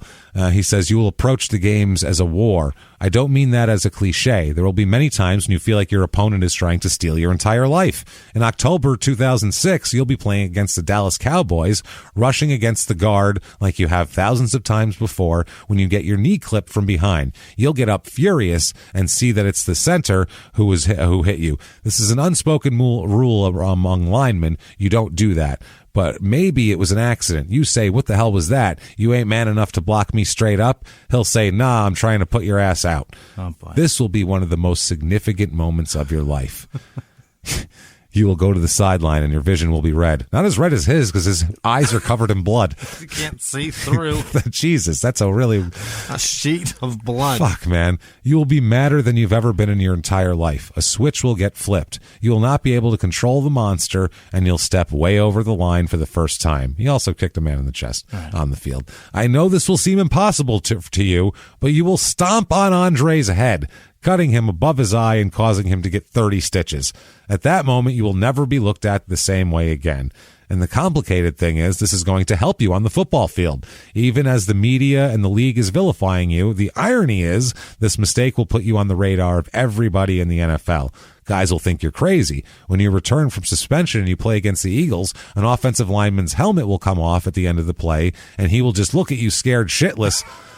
That you're going to take his eye. Like, quote, hey, Albert, you okay? Just relax. Guys will be terrified of you. They'll shy away from your side of the field, and that's where things are going to get really murky.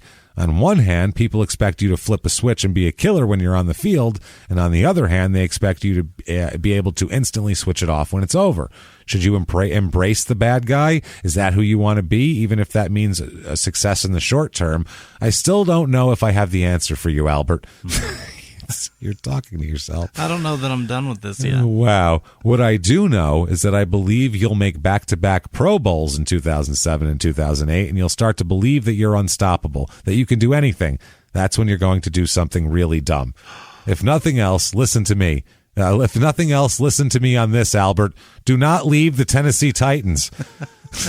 Your defensive coordinator, Jim Schwartz, is a mastermind. No matter how much I tell you this, you'll probably never realize it until your career is over, but it's true. You're like a system quarterback. You thrive in a specific scheme. Yep. In a very specific scheme. Yep. So, yeah, he's saying I need to be in a very specific defensive deal or else I'm not as effective. Right. And they're using him because they drafted him. So they're going to...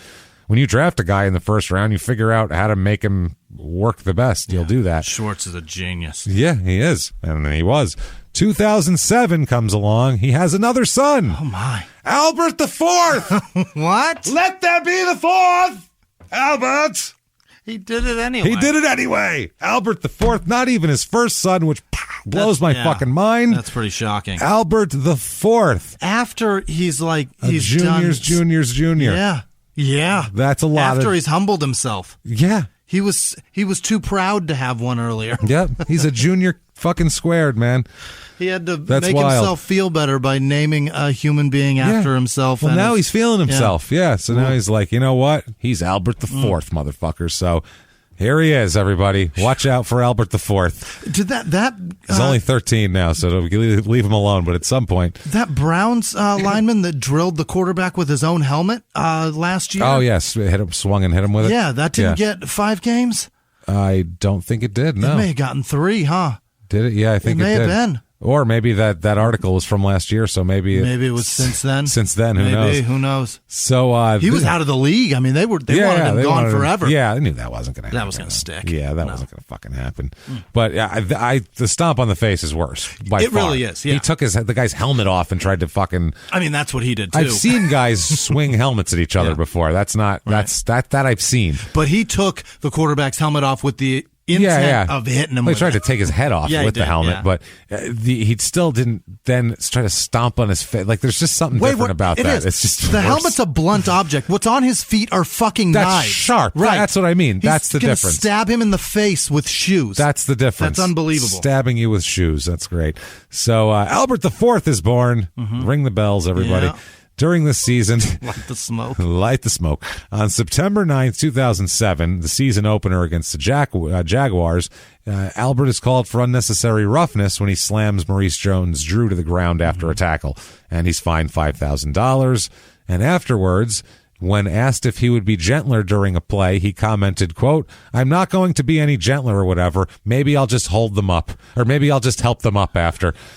Maybe that'll change my vibe. That'll soften the flag. No, that'll make people think that I'm a nice guy." So 2007 with the Titans, they go 10-6. They lose in the wild card round to the Chargers. And this year, he starts 12 games, plays in 13, has 6 sacks, getting better, 40 tackles, including 32 solo. Not bad. He is he's an All-Pro this year. All the sporting news and the Pro Football Weekly Associated Press. He's first team defensive tackle All-Pro here. Goes to the Pro Bowl, which is wild for him. He says, quote, "It's an awesome feeling. It's kind of a load off my back because I didn't want last year's suspension to define my career. It was a difficult time in my life, but I was determined to keep working hard to get to this point and earn the respect of my teammates, coaches, and fans." Okay. So what does that say? Yeah. I'm good now. now. Super. It's all good. It's good. So Haynesworth did not sign with Tennessee due to the deadline of signing a franchise tagged player. There was some mess here. He does make $5,553,334 that year, though. Sweet fuck. Now, March 2008, his wife files for divorce. Oh, no. Yes. So much for all that money. This is a problem here. This is going to keep coming up to this day. So he says that he thinks everything will be fine. He tells the press that, quote, "We get along great, so we'll see." Guess what? Yeah. You don't get along that great. She asked for alimony and custody of their 2 children, plus custody of his oldest son. What? Who she's been taking care of while he's on the. He Not lives with even them. her kid. No, but he lives with them, and he's never there. So I'll take him So too. it's like her mom. So I'll take him also. I was like, wow, she's asking for her kids and a fucking extra kid. That might be pushing it. Like everything else around, but I'm like, I don't know if you can take a kid that's not yours and just say like, I'll take care of him better. Fuck that, he's mine. She's probably right. She probably will take care of him better, but I don't know if that's... Where's his mom? You know? That's what I'm saying. Where's this fucking lady? What's up with that? We'll see what happens is a bad phrase to say. Yeah, It we'll never see. works out. No, it's what you tell your kids when you don't want to get them something. Right. I don't know. We'll see. That means we're not going to Legoland. That's what that means. It means you're not getting that Nerf gun. If your kid is in the car right now, that's what that means, kids. Hang if your in. parent says, we'll see, that means fuck no. Hear that. Sorry Feel to use it the in your language. chest. Sorry to get the child's attention and then drop the F-bomb, but I'm sorry. They need to know the harsh lessons. That's your mom That's real. about to stomp on your face with a cleat. Real talk, motherfucker. That is your mom Not taking you to Toys R Us. Not happening. And then spiking the ball and dancing on your tears. You're not going to the bouncy thing either. Not happening. And then Dallas's sideline starts playing banjo. That's it. 40-yard line. Watch out. And that's your childhood getting raped. That's it. So, fucking mess. I can't count how many times my mom go, we'll see. And it never happened. We all do it. I'm constantly. still waiting to see James. We all do it. Yes, I still want certain Transformers. Yeah, I'm 39. When One of these 1986, days. Jimmy. We'll see. Huh? We'll see about the WWF steel cage for the ring, will we? Huh? Well, guess what? Still don't have it. We'll see. My mom would say that at the time that I asked for something. Also, when I was bad, and she'd be like, when we get home, we'll see. We'll see. Yeah. We're going to see what happens. That's a guarantee. That's going to happen. Well, the other one's not going to happen. So we'll see is a really good lesson for children to learn that the same words have different meanings in context. We'll see means no, and you'll see means you'll see. You're going to see. But it's usually we'll see is also, I don't know. So it's at this point where he needs to fix his image a little bit here. He needs to. So he starts talking about all of his charity work that he's started doing since he stomped on a man's face. Yeah. He's hosted the Dining for Dimes celebrity dinner auction, which benefits the March of Dimes. He spent time with at-risk youth in Middle Tennessee as part of a YMCA community action project and supported one of his teammates' charities, and is a spokesman for this charity called Souls like shoes, like those, that soul, for souls like people. An international charity that gives shoes to needy people. Maybe he shouldn't be around any charity involving shoes. I was just going to say, did they get him on that as like a ha-ha? Right, like wink and nod? That's what I mean. Why would they do that? I don't know. Like, it's either perfect or the worst. Tanya Harding doing Louisville Slugger commercials or something, like just a nod to what we all think of you anyway. Right. I don't know. Maybe. I'm not sure. Did they make Ray Rice go speak to battered wives? Yeah. Did they make him do that? Kurt Angle here for OxyContin. Feeling sore, depressed, I don't know, litany of things. Have to talk to Vince McMahon on a weekly basis. Tell you what you need, OxyContin. OJ here for Ginsu knives. That's perfect. Yeah, you wouldn't have Why that. would you do that? Maybe you would. So 2008. Or acetone or gloves. Or, one or the other. Bumping Dan Marino out of that slot. So 2008, he gets pulled over. This is important for later. He gets pulled over. He agrees to 30 days probation because he gets busted driving 103 miles an hour. Oh, no. In a 70-mile-an-hour zone. So it's only 33 over, but when you break 100, they tend to frown on that for some reason. Sure, it was in Nashville. Triple or was this digits. in Texas. This was in Nashville. All right. Yeah. There's so much traffic around there. I don't know how the hell you can get up to 103, but he figured it out somehow. It's probably at 4 a.m, I'm sure. So, he said though he'll be ready on time for training camp. He's ready to go. He comes into training camp shaved, completely bald. I remember this. Bad haircut. Yeah. Haircut gone wrong. Yep. And you can see he needs hair because he's a fat guy, and you could see like fat dimples on his head. Right. So he needs. It's no good. It's not good. Everyone tells him he looks like Shaq. Yeah. Because he's a giant guy with a bald head, and sounds racist as fuck. Yeah. What's up, Shaq? Hey, black bald guy. Hey, big giant black bald guy. What's up? That's the other thing, only too. difference is it's Shaq's bald and he looks good with it. You know what I mean? He looks like he should be bald. Yeah. He looked weird when he was younger with hair. Yeah, Haynesworth is so fat. That's not. He just has cellulite on his head. He does. He looks like he has fat deposits on his skull, which is a strange place for fat deposits. It's bizarre. So he's in shape though this summer. He comes in like ripped. He's not fat this summer. He's really in shape. The best shape he's ever been in his life. Yeah. He says, quote, I'm starting to see some abs down there. Oh, boy. It's kind of funny. I've never discovered those before. I was always that keg, but now I'll have that six-pack, hopefully. He was doing his Souls for Souls charity at that point. He said that there's no threat of a holdout, everything like that. He's going to be fine. Everything's good. He said, quote, I don't want to miss any time. Hopefully all this stuff works out. I always said I wanted to be a Titan, and nothing has changed. They designated him as their franchise player, but then he didn't sign in time to get the franchise player, and they didn't sign him to a long-term contract. So he's playing under a 1-year, $7.25 million deal that can't be extended. They have to renegotiate at the end of it. So there's that. Anyway, he also attached to this are performance incentives that would give the Titans a choice of retaining him or allowing him to become a free agent. He says, I consider myself a Tennessean. I've been here since 1999, almost going on 10 years, so I can't really imagine myself in anything other than the Titans blue. I'm going to be there this season no matter what. Hopefully we can work on something, or we can work something out, or I am here 7 or 8 more years. So, yeah. He said that in a perfect world, he would have, everything would have been worked out ahead of time, and he would have been great. Coach Jeff Fisher says people don't understand the nature of the situation. It's a situation where we wish he was here, but is not, and we can't dwell on it because he wanted to get in, but he wasn't in the training camp. And so Keith Bullock said, quote, they asked him about it, and he says he doesn't care. If you're distracted by someone else's contract situation, you're not really focusing on what you're doing as a player. Makes sense. 2008 Titans are 13-3. Yeah. Damn good. Yeah. 13-3 that year. They lose in the first round of the playoffs, though, to Baltimore, 13-10. It's a good team. Good team, and they couldn't score in the playoffs. Every one of these playoff years, they get beat. They always have 10 points. For Tennessee. a long time, that's what they really did. They were great in the regular season, and then just offensive die. Terrible shit. White uniforms. It's rough.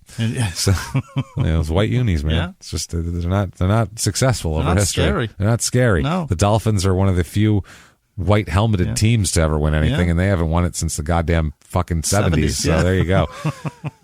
White helmets, just not good for a team. No. Your team shouldn't have white helmets. No. It just looks soft, man. Colts did well for a bit, Yeah. and the Chargers did well for a bit, and today it's just not There's scary. like 3 helmet colors you should have, Yeah. probably, and that's Black, it. blue. Black, like a navy blue.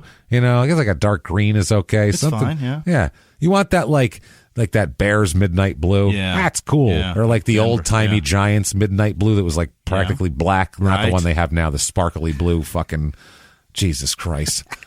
It's magic. People are under like, those, I'd like Jags. to make a dress that looks just like that. It's so fucking soft. Is that them aiming for a female audience? No, it's just every team. It's the NFL aiming for a female audience. Yeah. Rather than making it tough and rugged, That's what they I want to mean. make it like pretty so Yeah. a woman wouldn't Package mind. it nice. Well, yeah, Some pink all over they in finally October. They finally thought, hey, we're only marketing to half the fucking population. Right. Maybe we could.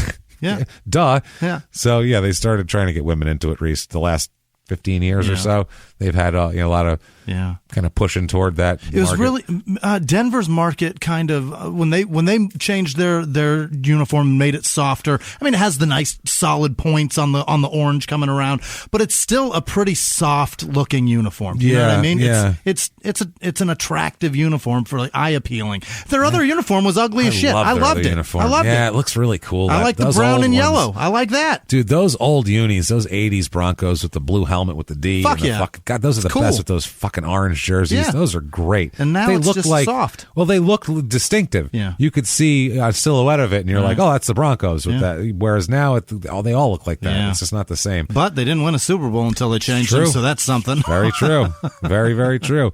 So December 13, 2008, this is obviously during this season. It's not even close to over yet. He gets in an accident. Oh. He is driving his black Ferrari like a fucking maniac. He's got a 599 GTB, the Ferrari. Yeah, he's fucking paid and he's flaunting it. Very so cool. Good for him. Driving it. It's a black Ferrari, which that's awesome. He is driving it. He apparently runs a man off the road here. Problem is, doesn't run him just off the road. He ends up running into a concrete median on the interstate. The man did? The other man. Oh, yeah, boy. he ran this guy into a concrete median, basically. As another driver on the road, somebody in that car swerves their car at you. I got nothing to lose, That's what I'm motherfucker. You see what You're I'm driving? a $200,000. Right. He's driving this guy. This is in 2008. He's driving a 1999 Mercury Grand Marquis. I'd have blasted So, that Ferrari. yeah, that's what I mean. I'd have Run blasted. into me, motherfucker. Yeah, that's But a cop car. That's what I'm saying. They're pretty tough. So, and it probably was. It was probably an auction cop car or Right. something. But instead, the accident occurs. This man, I feel so bad for this man. Corey Edmondson is his name. He was headed home from the overnight shift as a janitor at a department store. Oh, my. In his 99 Mercury Grand Marquis. And fucking somebody in a Ferrari who's got a way different life runs him off the road. I feel so bad for this fucking guy. Hit the concrete divider that, like, at the tip of it? Yeah, smashed Oh, in. We'll find out what no. happened to him here. It's rough. This, by the way, came 4 days after Haynesworth signed a memoranda of understanding in another traffic prosecution that he says in it, quote, I drove on the interstate at over 100 miles an hour. So this is what he does. Apparently, witnesses said it was on Interstate 65, this accident here. His 2008 black Ferrari the vehicle was, quote, changing lanes, and about the second time he went to pass and move over, the gray vehicle was in his way. The gray vehicle then quickly went into the lane to the right to get away from the black car, but could not get over. The gray car lost control at that point and went into the concrete wall. Sweet fuck. Yeah, this is fucking brutal. This Corey Edmondson is the young man this happened to. He needed a hip replacement surgery afterwards. He's a young guy, too, 25 years old. Needed a hip replacement. He is just fucked. He, years later, he can't stand for more than 2 minutes at a time. He gets around in a wheelchair. His life is fucked, basically. Poor Corey. Completely fucked, and all he's trying to do is drive home from his overnight janitor job. Jesus Christ. Someone needs a job, and they're willing to fucking do that. Dude, in Nashville, though, try to fucking, that's a person that, fuck, man, you're 25 years old, you're working overnight as a janitor in a department store. People would turn to worse, crime and shit. That motherfucker's like, no, I'm going to do this. And this guy, I just feel bad for this guy. I'm shocked he didn't try to put him in the wall. You know what I mean? Yeah, try no to shit. Put that fucking Ferrari over. Yeah, right. Fuck you, dude. Yeah. So, but that's what happens when you're that young and scared. Yeah, he didn't. And it's a goddamn Ferrari going in the lanes, and you're distracted by it too. And it's morning, and maybe he was tired. It's crazy. So they do file. Edmondson files a $7.5 million lawsuit against him for it. And his lawsuit says, quote, in short, Haynesworth was intentionally and selfishly driving like a maniac and has wreaked havoc on the life of a 25-year-old man and his family. That's not really deniable. Yeah. The Haynesworth, though, his attitude on it is pretty wild here. We'll talk about here. It's fucking wild. Albert. Yeah, it's interesting here. So the lawsuit says he was speeding, and like we said, all that shit. The previous speeding ticket that he received was on the same stretch of highway. So they're saying that you were probably driving 100 again, you fucking asshole, and you're driving a Ferrari now. So, that happens. Wow. So the Titans flew from Nashville later on in the day to play his game, so he went and played his fucking game. Did all of that. Edmondson had just left his job at an area mall when the crash occurred. In a short amount of time, his medical bills had already reached $230,000 I'm sure. and were expected to reach over $1 million. He can't walk, needs a walker and a cane and a wheelchair to move around, and can only leave his house for physical therapy, basically. And Edmondson has not heard anything from Haynesworth. And he says, quote, I'm not sure if it's a level of apathy or if he's just focused on other things or if he doesn't care or if he thinks maybe I'll just go away. Mm-hmm. That's what he said. So Jesus Christ, that's poor kid. I can't go anywhere. I'm stuck here. I'm not going anywhere because I can't. So 2008 for Albert, he makes the Pro Bowl. He's a all pro, 14 games started, 8.5 sacks, 51 tackles. He needs to nearly murder someone to have good football times. They need to give him sacrifices. No. If he played in China, they would give him dissident prisoners to murder before the game, so he would play better. You know what I mean? They'd be like, here's 3 of them, tear them apart. Fuck, man. He makes $7,250,000 and $3 that year. For one season. The off season, he's a free agent looking for a team. Mm-hmm. He says, I want to be the top, not among the top. That's how the market goes. He's talking about money, by the way. Right. They put you at the top as the top free agent, so you got to demand top dollar. It's not me. I'm not making up these numbers. It's not me. I don't demand what Albert gets paid. Hey, he says it's you guys that come up with the numbers, so I go by that too. It's all arbitrary to me. Kind of the market, yeah. So holy shit. He says, hopefully the Titans step up. If they don't, I'm looking. Mm-hmm. So he wants to do that. He ends up signing with the Washington Redskins, famously. Shows up all fat. Yeah. And he signs a 7-year, $100 million contract. Wow. He's had 2 pretty good years. Right. 1 real good year. Yeah.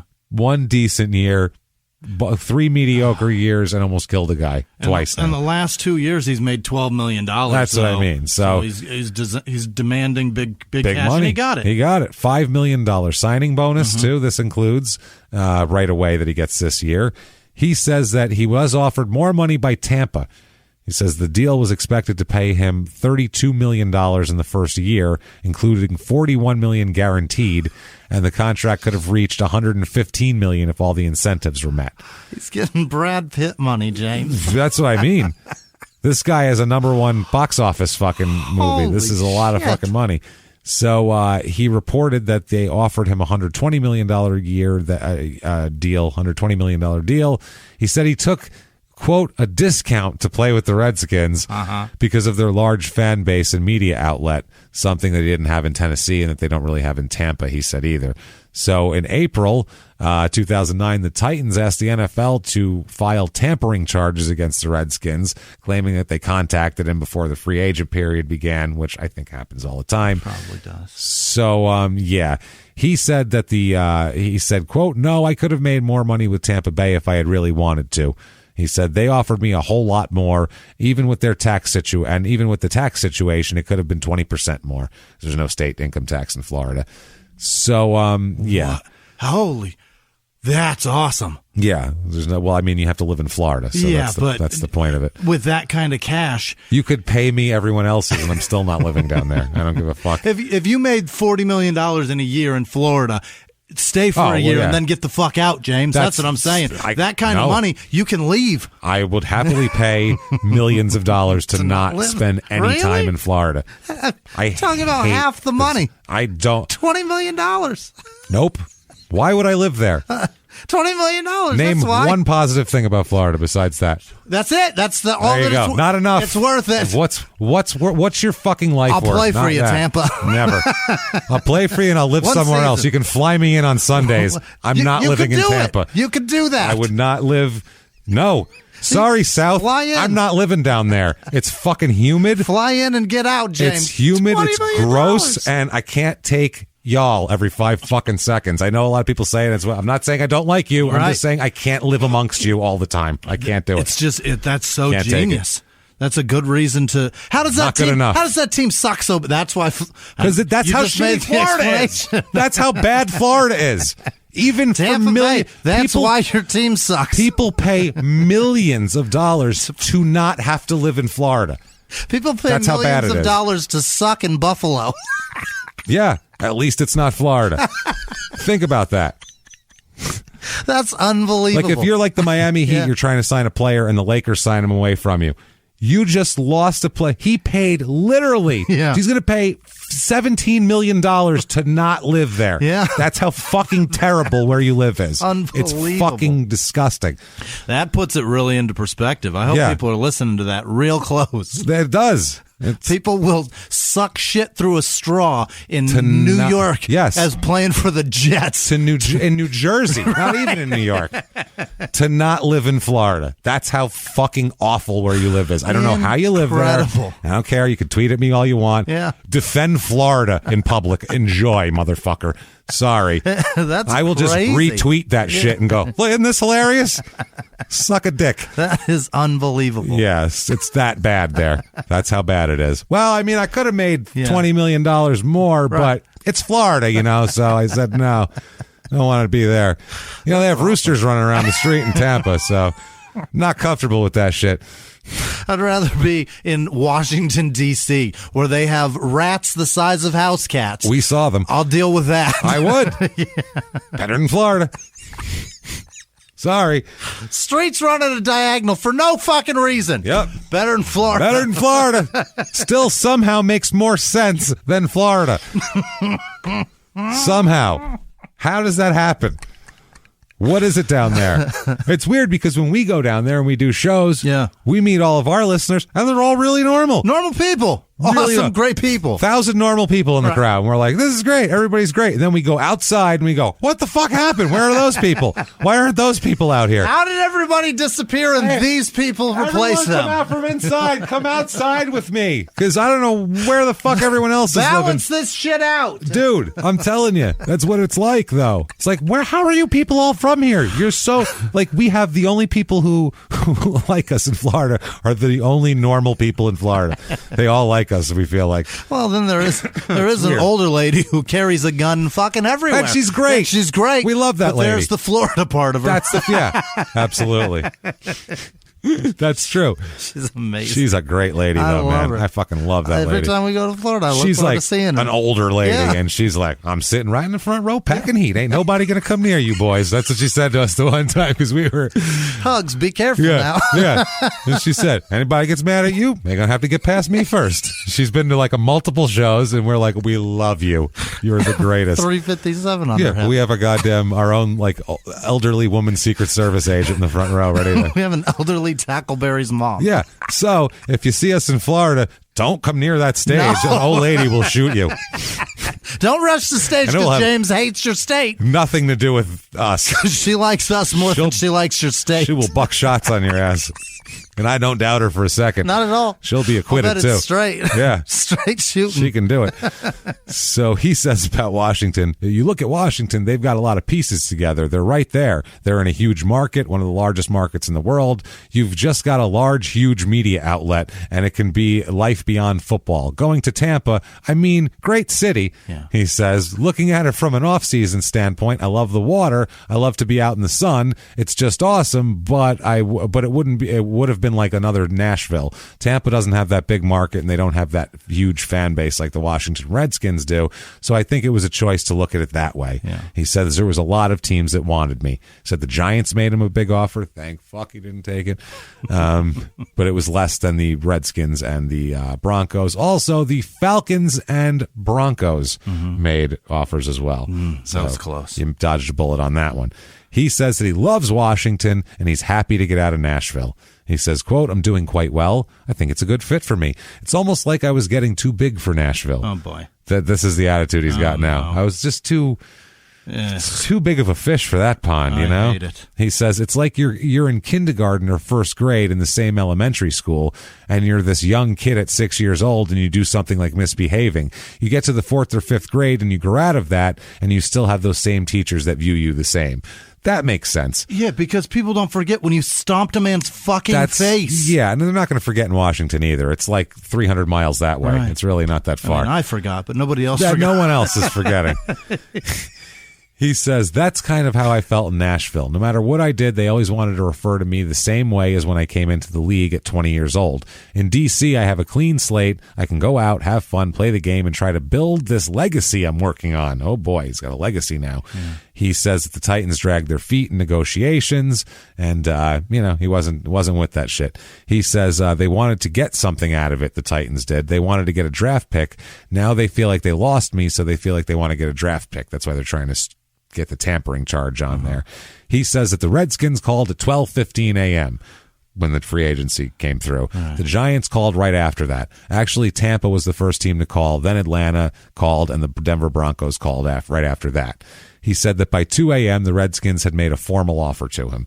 So, 2 hours into free agency. They had it all worked out. So he goes to the Redskins. This is the Jason Campbell quarterbacked Redskins. Yeah. Clinton Portis. Taylor's there too, right? Or is he gone by then? I think he's gone by then. No, I think he is there then. Is he? I think so, yeah. So this team here, we'll talk about them in a second, but March 2009, this is while he signs. This is all off season. So you want to give a guy $100 million and then have all of this shit happen. Right. He goes to court for that accident. He has 2 misdemeanor traffic charges for that crash with that there, and reckless driving and having an expired registration. Mm-hmm. So car's not even legal to be on the fucking road. How do you have a Ferrari that's not legally registered? Oh, my God. How do you have a Ferrari? Mm-hmm. That blows my fucking mind. The registration in Nashville has to be, I don't know, a pick from a show you were at. What the fuck? I had a few years ago, I was very broke, and I had a goddamn 2008 Volkswagen Jetta. Right. I made sure it had fucking registration at least. Yeah. You know, the minimum amount. You don't have a reason for him to pull you over. For fuck's sake, yeah. What the he's just driving around with a fucking Ferrari? That's unbelievable. Imagine having money like that, where you just drive around and you're like, I don't know, if they fucking give me a big ticket, who cares? Like, no. $250,000 and then more every year to register? No. Yeah, I'm not doing that. No. Corey Edmondson, like I said, got a hip replacement and all that sort of shit. So he's Haynesworth is indicted on the traffic charges. Edmondson's attorney said, "I'm not surprised at all by the incident. This accident could have, or by the indictment, this accident could have very easily killed Corey." Absolutely. Well, yeah, he's on a fucking highway. So May 2009 is the formal lawsuit here. $7.5 million is the against him, what they're trying to get. And Haynesworth said that Edmondson's attorney said it's very sad for his family, but not surprising given Haynesworth's track record. Like Mrs. Haynesworth and the kids, Corey also can't pay his bills because of Mr. Haynesworth, because there was an ongoing court battle. That's a stinger. That's a low blow, because all this shit was going on at the same time. Yeah. Because at the same time, his wife is filing all sorts of shit. This very time, she files a paper against him to get temporary support, and also wants a restraining order against him. Okay. So yeah, this is Stephanie Haynesworth. They get along real well. So we'll see. We'll see is right, Albert. She said he recently stopped threatening to pay temporary child support, that she received only one payment during June, July, and August and September. The motion alleges that he told their daughter's preschool that he would not be paying her monthly tuition and refused to pay an approximately $4,000 veterinarian's bill for the family dog. A charge that he authorized initially, because they called him to make sure that it was an authorized thing they could do, because he was going to pay for it. She said, Stephanie, his wife, said that she was worried that he'd be enraged by this motion, because he flies off the handle and stomps giant men's faces. Right. So she asked to be able to testify about the need for a restraining order to keep him from texting, calling, or coming around her for any reason. Her motion says she wants Haynesworth to pay up the debts that include her credit card and jointly owned property in which foreclosure notices have been received. Oh, no. Yeah, he just let that shit go. You can't stop doing that shit. Yeah, you can't do that, especially when you just signed a $100 million contract. Right. No one feels bad for you. No. Pay your fucking bills, asshole. You got $100 million. Those are your kids. Yeah. Make sure they have a fucking house. She asked for at least $6,000 cash per month for support for herself and 3 children, and that Haynesworth be ordered to keep their debts current until the divorce case is finalized. Seems real reasonable. You can't pay $6,000 a month? $6,000 a month. I don't understand. Yeah, $6,000 a month and the debts. So $6,000 a month and the bills. Yeah, if you're buying $100 million willy-nilly Ferraris and Lamborghinis and pay for your kids. I don't know. He's paying for hips, James. That's what I mean. He's got to pay for strangers' hips. Right. Now, what this all means is a letter to my younger self. Hell yeah. Hey, Albert. Hey, Albert. Letter to my younger self. Dear Coach Pagone. That's a real old school reference there. Let's see here for old school for our show. Well, when you hit free agency, the Washington Redskins are going to offer you $100 million. Everyone will talk about this. They won't talk about the fact that most of that money is not guaranteed, or that the Tampa Bay Buccaneers offered you $135 million. The $100 million will become a huge burden. Take less and stay in Tennessee where you belong.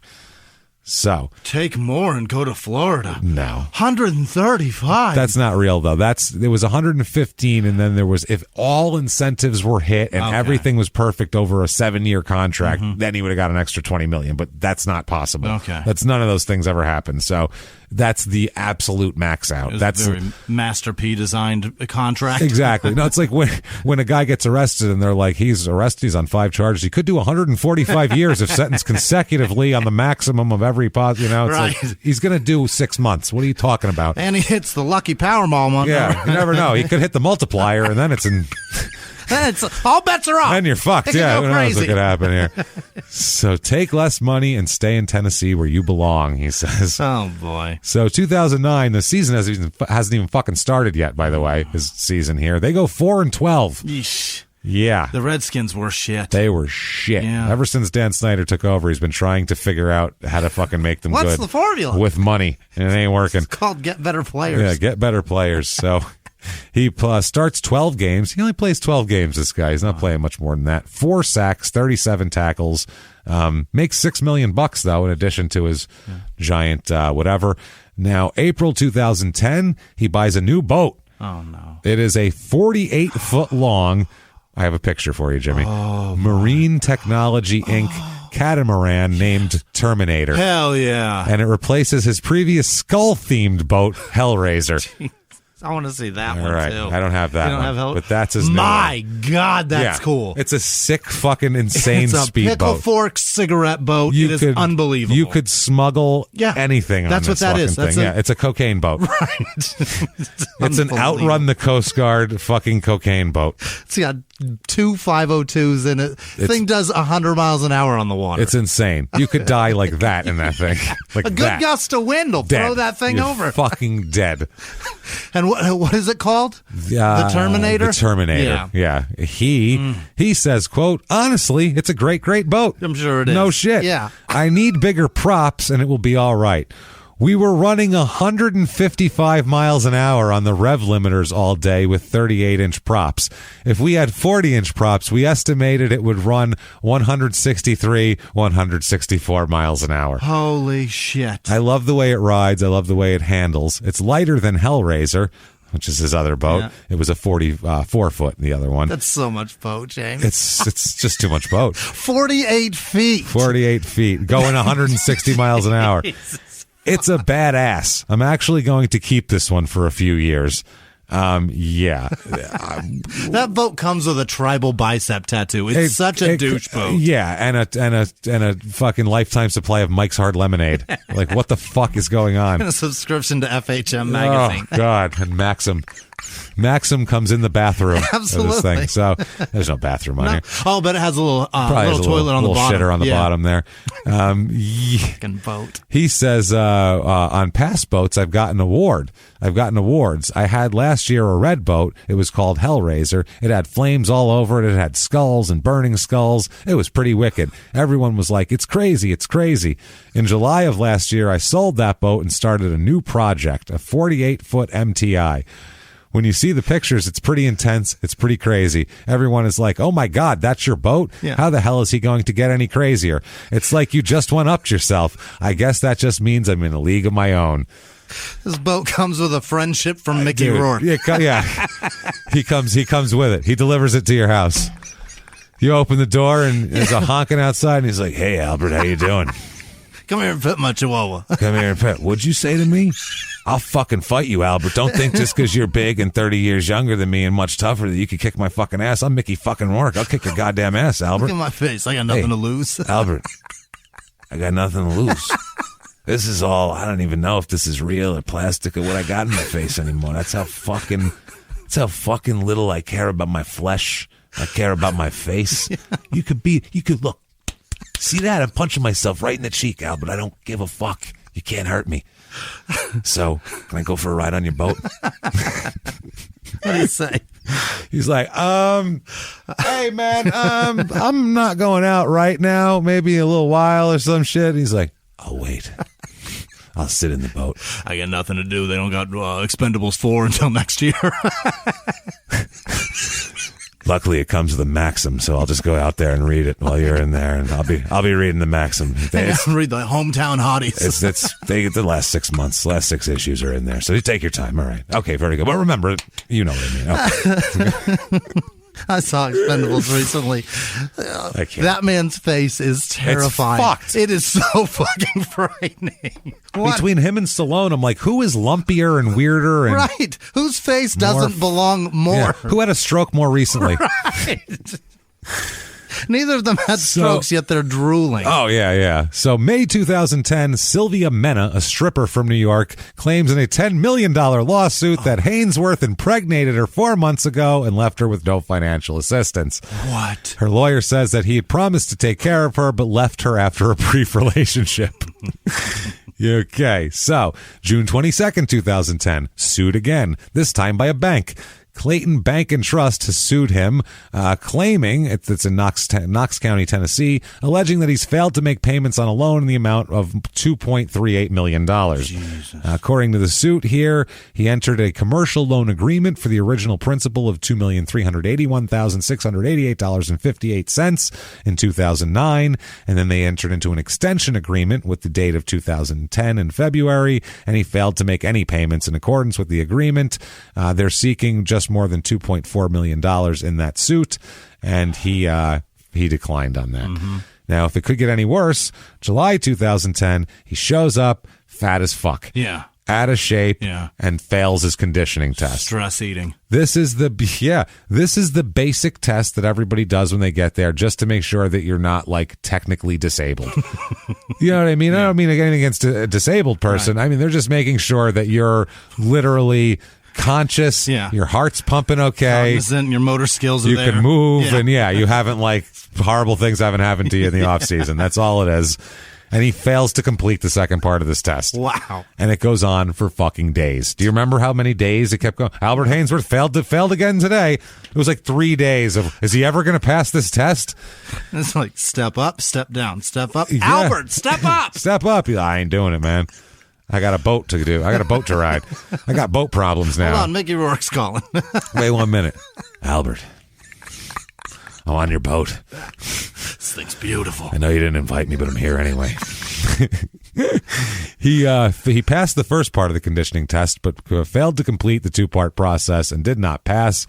He did so well in the first phase that a team source said he killed it, but then apparently needed a laboratory break midway through the second part and was unable to complete the test after returning and starting from the beginning. Unbelievable. And then it happened again and again and again. So he can't participate until he actually passes it. So Haynesworth skipped all but 1 day of the off-season program, must work with the training staff until he's able to complete it. 2010 Washington, they sucked. They were 6-10 as usual. Last 4 games of the season, he's suspended without pay by the Redskins. This is so he has the first and second longest. Yeah. Well, this is for conduct detrimental to the club. This comes after a back and forth between him and he hated Mike Shanahan. They didn't get along at all. And they said that he repeatedly refused to cooperate with our coaching staff in a variety of ways over an extended period of time. He said that Shanahan also said that he consistently indicated to defensive coaches that Albert said he wouldn't play in certain defensive packages and refused to follow coaches' instructions in practice and during games. Now, he says that Albert got mad at Shanahan. Albert says that he says, you're paying me all this money to just clog up the middle. His role in the defense was clog up the middle. Okay. That's it. Grab the center, be 300 pounds, clog up the middle, make the running back go around you, clog up the running game. Right. This isn't enough of a star role for him. He says, why would you pay me $100 million to be a fucking just a roadblock? Why wouldn't you scheme so I make tackles and shit I can like see they where did in he's Tennessee? Thinking, but $100 million to make all running backs go around the outside is money well spent. I'll sit in the upper deck for $100 million. I don't even give a fuck what scheme. I don't even have to have a helmet. As long as for $100 million, as long as as long as it's not in Florida, as long as there's not a dolphin or a buccaneer on that fucking helmet or a jaguar, right. I'm thrilled with it. So whatever scheme you guys want, it's the way it is. Stay out of Florida scheme. That's my favorite. This is Blue 42. Stay out of Florida 86. So, unbelievable. The coach says, Albert says, the coach said, Albert, if you had more than one sack this season, if you have more than one sack this season, I'll be pissed, basically. Then you're not just clogging the middle. And that's what he says. Shanahan says. He calls Shanahan a conniving little liar. And he says, if I was older, I'd punch him in the face. That's what he says. And then he says, laughing, maybe I'll get one of my uncles to kick his ass. Okay. So he definitely fucking hates him. At one point on the Redskins, he's a couple of weird things. At one point, he just fell on the ground in the middle of a play. That was like a famous highlight on Sports Center. He was just there, and then he was just on the ground. Okay. Nobody touched him. He wasn't even walking. He was just standing there. You can't, blow out an Achilles standing still. I get Vinny Testaverde took, 2 steps and blew it out, but he was standing there, and then he was on the ground. And then another time, he knocked the wind out of himself for some minor injury and asked to be carted off the field So they did, me off. and then he returned a short time later. Once you're carded, you're out. You got to leave the stadium. Yeah. You can't come back after that. That should be a rule. Jesus Christ. So, so after all that, they Cart me off. cart me off, I'll coach. be right back, guys. Feeling much better now. That's it there. So I could get into the, it was all about nickel defense, the certain technical football packages. There's much more interesting shit to talk about here. But either way, his agent, the silverest man in the world here, he says, Albert's agent says, quote, the accusations made by Coach Shanahan and Bruce Allen, the GM, are vague and without merit. Since training camp began, today's notice was the first that Albert has received informing him that his conduct was not consistent with the terms of his contract, as Coach Shanahan claims. Bruce confirmed to me today that there have been no other letters or formal notices of any kind sent to Albert during the regular season, suggesting that he was engaged in conduct detrimental to the team. Mm-hmm. So they're looking to save money, is what they're doing there. 2010 in Washington, only plays in 8 games, starts 0, has 2.5 sacks and 16 total tackles For $100 million. For by the way, at the end of the year, he gets an option bonus. Just like that's how they spread out the salary to make the cap a little easier. Base salary $2,752,941 and an option bonus of a lump sum of $21 million. Jesus Christ. $21 million For 10 games. For 2.5 sacks in 10 games. Holy shit. Wow. So the Redskins tight end Chris Cooley, he has some words about Albert. Good tight end. He fucking hates I believe Albert. it. He said, no question, the Haynesworth contract was the worst. He said, because he was trying, in all capital letters, to get released by the team. His goal was to come here, make a large signing bonus, then get released and not have to do any of the work. He didn't care about the back end of the contract. He didn't care about making all that money. His idea was, you paid me for what I did in the past, and my goal is to be released as soon as possible and basically take $33 million from you for absolutely nothing. Yeah. He actually got $41 million from the Redskins. And Chris Cooley's top 10 he's a good tight end in the league at this time. That's strong words. He said his goal was from the get-go, was to take that money. He also indicated to many players on the team that his new goal was to get released as soon as possible, sign another maybe $10, $12 million contract. That's verbatim. Go somewhere, play for a year, probably get released, and keep that money too. I mean, if I was a player on this team currently, I would not discuss this on the air, but being the player he was and the guy that he was around here, this was open knowledge among many of the players in the locker room that his goal was basically to take money. He says, and it's really unfortunate when that happens. I guess his excuse for it was, well, all the league steal from all you guys. The leagues won't pay for your salaries. They won't give you your money. So I'm going to get what's right from them. Which, he's football Omar. Yeah, it's what he is. He's just going around. It's all in the game, baby. That's it. He said, I don't know if that was explained to Mike, but it was obvious to a coach, he said. But that's obvious to a coach. That's obvious when you're around a player and they're not trying to play for your team. It doesn't matter what you got in exchange for Haynesworth. They would have released him. They wouldn't have gotten anything for him. It wasn't about getting a pick out of him. It was about a terrible decision to bring in an awful human being into an organization that he's not going to participate in.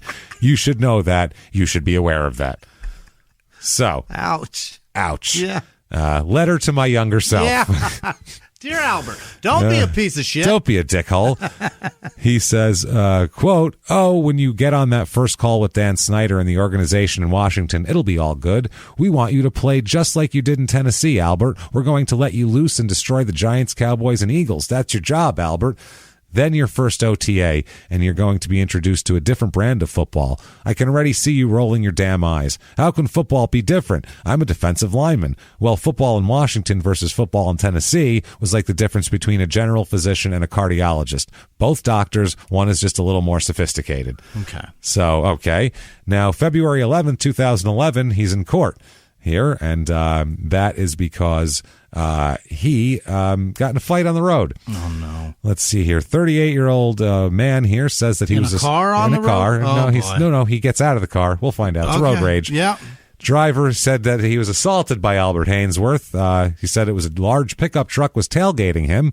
This was Haynesworth. Sure. He said that this was a guy named Joel Velasquez. He says he made a nonverbal hand gesture. In other words, he gave him the finger or he fucking waved, and what the fuck is your problem? It was the finger. It's probably the finger. Let's be realistic. So he said once they got to he kept tailgating him, Albert did, and then they got to a stoplight, and Albert got out of his pickup and went over to the car and said, quote, "You're not so tough now," before repeatedly punching Velasquez in the face. Holy shit. Giant man. Yeah. That's fucking frightening. Go through the red light, bro. Yeah. Like, if that guy's coming for you, go through the red light. If you get pulled over, be like, good, I needed you. This fucking guy's going to kill me. Have you seen him? See how big he is? Yeah. He then got back in his pickup and drove away while this guy took himself to the hospital for being walloped in the face. Now, Haynesworth's agent, Chad, silver-haired, middle-aged spec here, he says Mr. Velasquez confirms an incident occurred with Mr. Haynesworth, and once the police have conducted their investigation on the matter, it'll go forward as appropriate. He's like, I don't believe it. Now, later on, he says Chad Speck called the man, said that the other man is seeking money and fame, and that Albert's innocent. He said this man, who actually provoked the situation himself, recognized Albert and is now simply trying to turn it into his 15 minutes of fame and get, we can only assume, some money. Albert did not assault this man and looks forward to his day in court to refute these ridiculous allegations. Who wants to be the man who got punched by Albert Haynesworth? I don't think you want that. I don't want... what? That's kind of fucking logic is that? I can't imagine. Nobody wants that. Nobody's looking for that. No. He's scary and giant. There's always the stigma that comes with taking money from people. Yeah, you know what I mean? You'd rather just not get punched in the face by a giant man. Yeah. Me, personally. Yeah.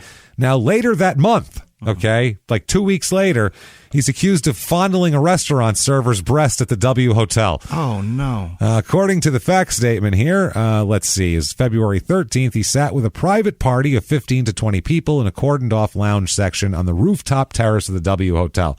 Nice, swanky, real nice. Around 2 a.m., as the server cleared dishes from nearby tables, Haynesworth pulled out a credit card and indicated he was ready to pay the check. The server was wearing a dress that did not have pockets and had both her hands full of plates, told him that she would put the dishes down and come get his card. But instead, he insisted that she take his card right now. Didn't want to wait for her to put a plate down. That's a lot, God forbid. When she looked down at her full hands, he slid the card down the front of her chest and inserted it between her bra and skin, and then moved his hand toward her left breast, eventually touching her nipples. Oh, my or her God. nipple, one nipple. I So was going to say, Jesus, good for her. His hands are huge, Jimmy. Unbelievable. That's so gross. You never can do that. No. Never. And don't ever touch a server. Don't touch any women who aren't inviting you to touch them, but don't do that. No. That's especially the grossest. It's worse because that's like such a douche move. It's a douche, to gross put move. it in there Yeah. and then swoop the finger over the nipple on purpose. Yeah, to try to be slick about it. Oh, That's boy. gross. So misdemeanor sexual abuse charge there. He's been charged with that. $1,000. He can face 6 months in jail and $1,000 fine. Yeah. So, I mean, he's had a rough fucking run. Can you imagine? I mean, he brought it upon himself. That's Not what I mean. a single he's thing is made a rough run, Yeah. not had a rough run, I Right. should say. He's got boats and all this shit, and people are suing him, and strippers are telling him he's $10 million they want from him. He's knocking people up. He's knocking people out. He's doing a lot of shit. Knocking them up and out. Up and out. So at some point he needs to just relax, because it's off season. He's got to relax, and he's thinking, I'm just going to spend some time at home, and because every time he goes out, something happens. Right. Every time he goes out, there's a lawsuit against him. So he's like, you know what? I'm just going to stay home. You know what I'll do? Maybe I'll redecorate. Maybe I'll redesign the house. Hell yeah. And he calls somebody up, and they come on right over and knock on the door. And who is it but Dexter Manley, interior designer from New York City? And he says,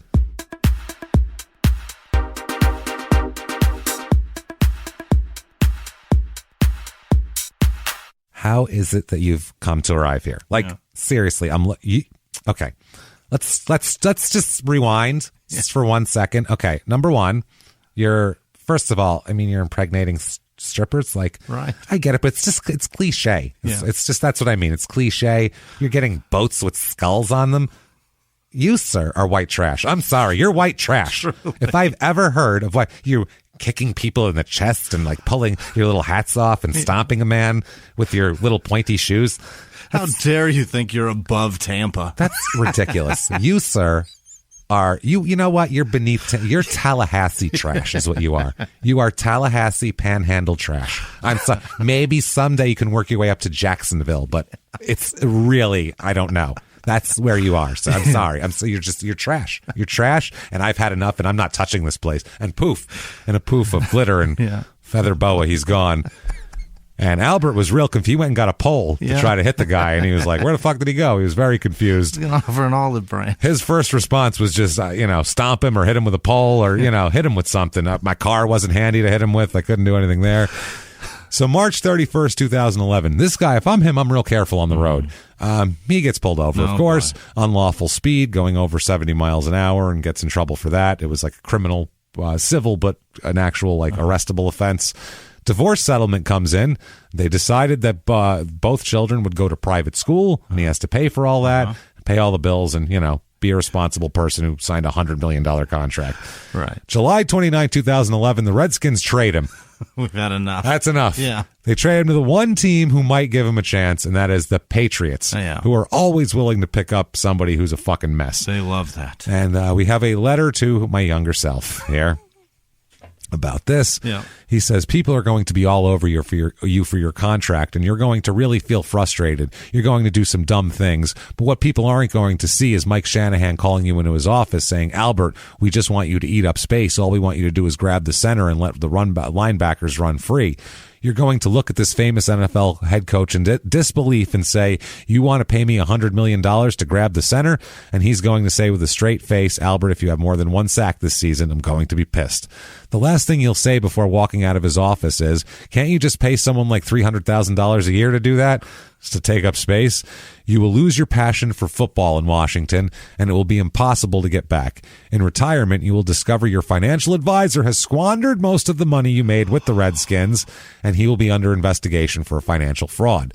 Thankfully, you will have discovered a passion for restoring houses and buying property during your off seasons. He's the property brother now? No.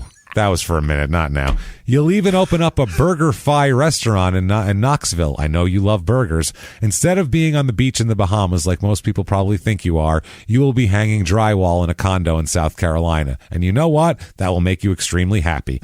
You are just a kid from a town of 4,000, and you made it out like your hero, Reggie White. You did what you told your mama you were going to do. The same traits that got you to the NFL are the same traits that got you into trouble. You have to live with that. I'm proud of what you've accomplished. Remember to enjoy it a little bit, Albert. So that's his letter to himself. I just, in my head, saw a Dave Chappelle bit of like two black guys that called property brothers. And they just like berate people that's selling their homes. So and then Albert knocks on the door. It's like, your house is fucked up. I'm going to buy it from you. And they're like, we just remodeled it. And he said, I said it's fucked up and I'm going to buy it from you. And he's got like a pole. Get out, bitches. Get out. He's stomping people. What? He's like, it's because we've been watching Chappelle's show. It's basically Charlie Murphy, like Tyrese is playing Tyrese on the Mad Real World. Just tugging on their couch. Stabbing the fucking guys. Shit like that, it's a awesome. Chappelle show bit. I want that so bad to happen. Yeah. So he's playing for the Patriots now. He says he's just going to be great chance to get back on the field and play some football, and he gets all of his happy bullshit out. August 2011 is fondling court. Court for fondling. There's all sorts of back and forth in the run-up to this whole trial. One accused one of offering money and influence to people and all this shit. The victim is a student at Howard University. She didn't really want to testify because she's not that type of person. She's just a waitress who was fucking working her way through school. You know what I mean? She's doesn't want a big deal out of this. She's reluctant to testify, but does eventually decide to cooperate. A witness says, though, they said his lawyer said there's all sorts of chicanery going on. A witness in the case said that Albert Haynesworth claims he was offered $50,000. This witness says that this witness says he was offered $50,000 to testify on behalf of the waitress accusing Albert. That's what Albert Haynesworth's attorney brings up. The government responded to that offer of money was entirely vague, and the witness assumed the man extending the offer was connected to the waitress, but there's no evidence to back up that claim or that it actually happened. Yeah. So they said no. This goes back and forth like crazy, all this type of different shit. Another witness, Ramon Davis, works as a security guard. He says that he assumed the man. He said, what was this? Oh, the picture, it showed him a picture of the waitress, and he said that Haynesworth slid a credit card down the front of the server's dress and fondled her breast because he saw it, which is, now the guard here says that he never witnessed, this is another guard, never witnessed Haynesworth fondling or rubbing the woman's breast. He told prosecutors that she seemed to be fine later, but cried in the back room, claiming Haynesworth had molested her. Well, yeah. So, in my opinion, I do not think that Mr. Haynesworth did anything wrong because the accuser consented to the conduct, and when she asked him to stop, he stopped. That's the story that is going around. So he pleads, obviously he's very innocent, so he pleads no contest, because, he's so fucking innocent. So, pleads no contest. They offered a sentencing deal that called for him to perform 160 hours of community service and undergo counseling. That's it? That's no it. Sex crime shit? Nope, simple assault misdemeanor is what he pled to. Okay. And that was that. He, they said that he has to stay away from her for 18 months. And all that kind of shit. So you, sir, may fuck off and do nothing. Psychological assessments, some community service, $1,000 fine, and all that sort of shit. If he gets arrested again in this time period for anything like this, then he could face 180 days in jail. Ooh. So they do say he has to actually say that he did it, though. That was the one thing that he had to do in court. Yeah. The U.S. attorney said the resolution requires Mr. Haynesworth to atone for his crimes while at the same time honoring the victim's wishes and allowing her to move on with her life.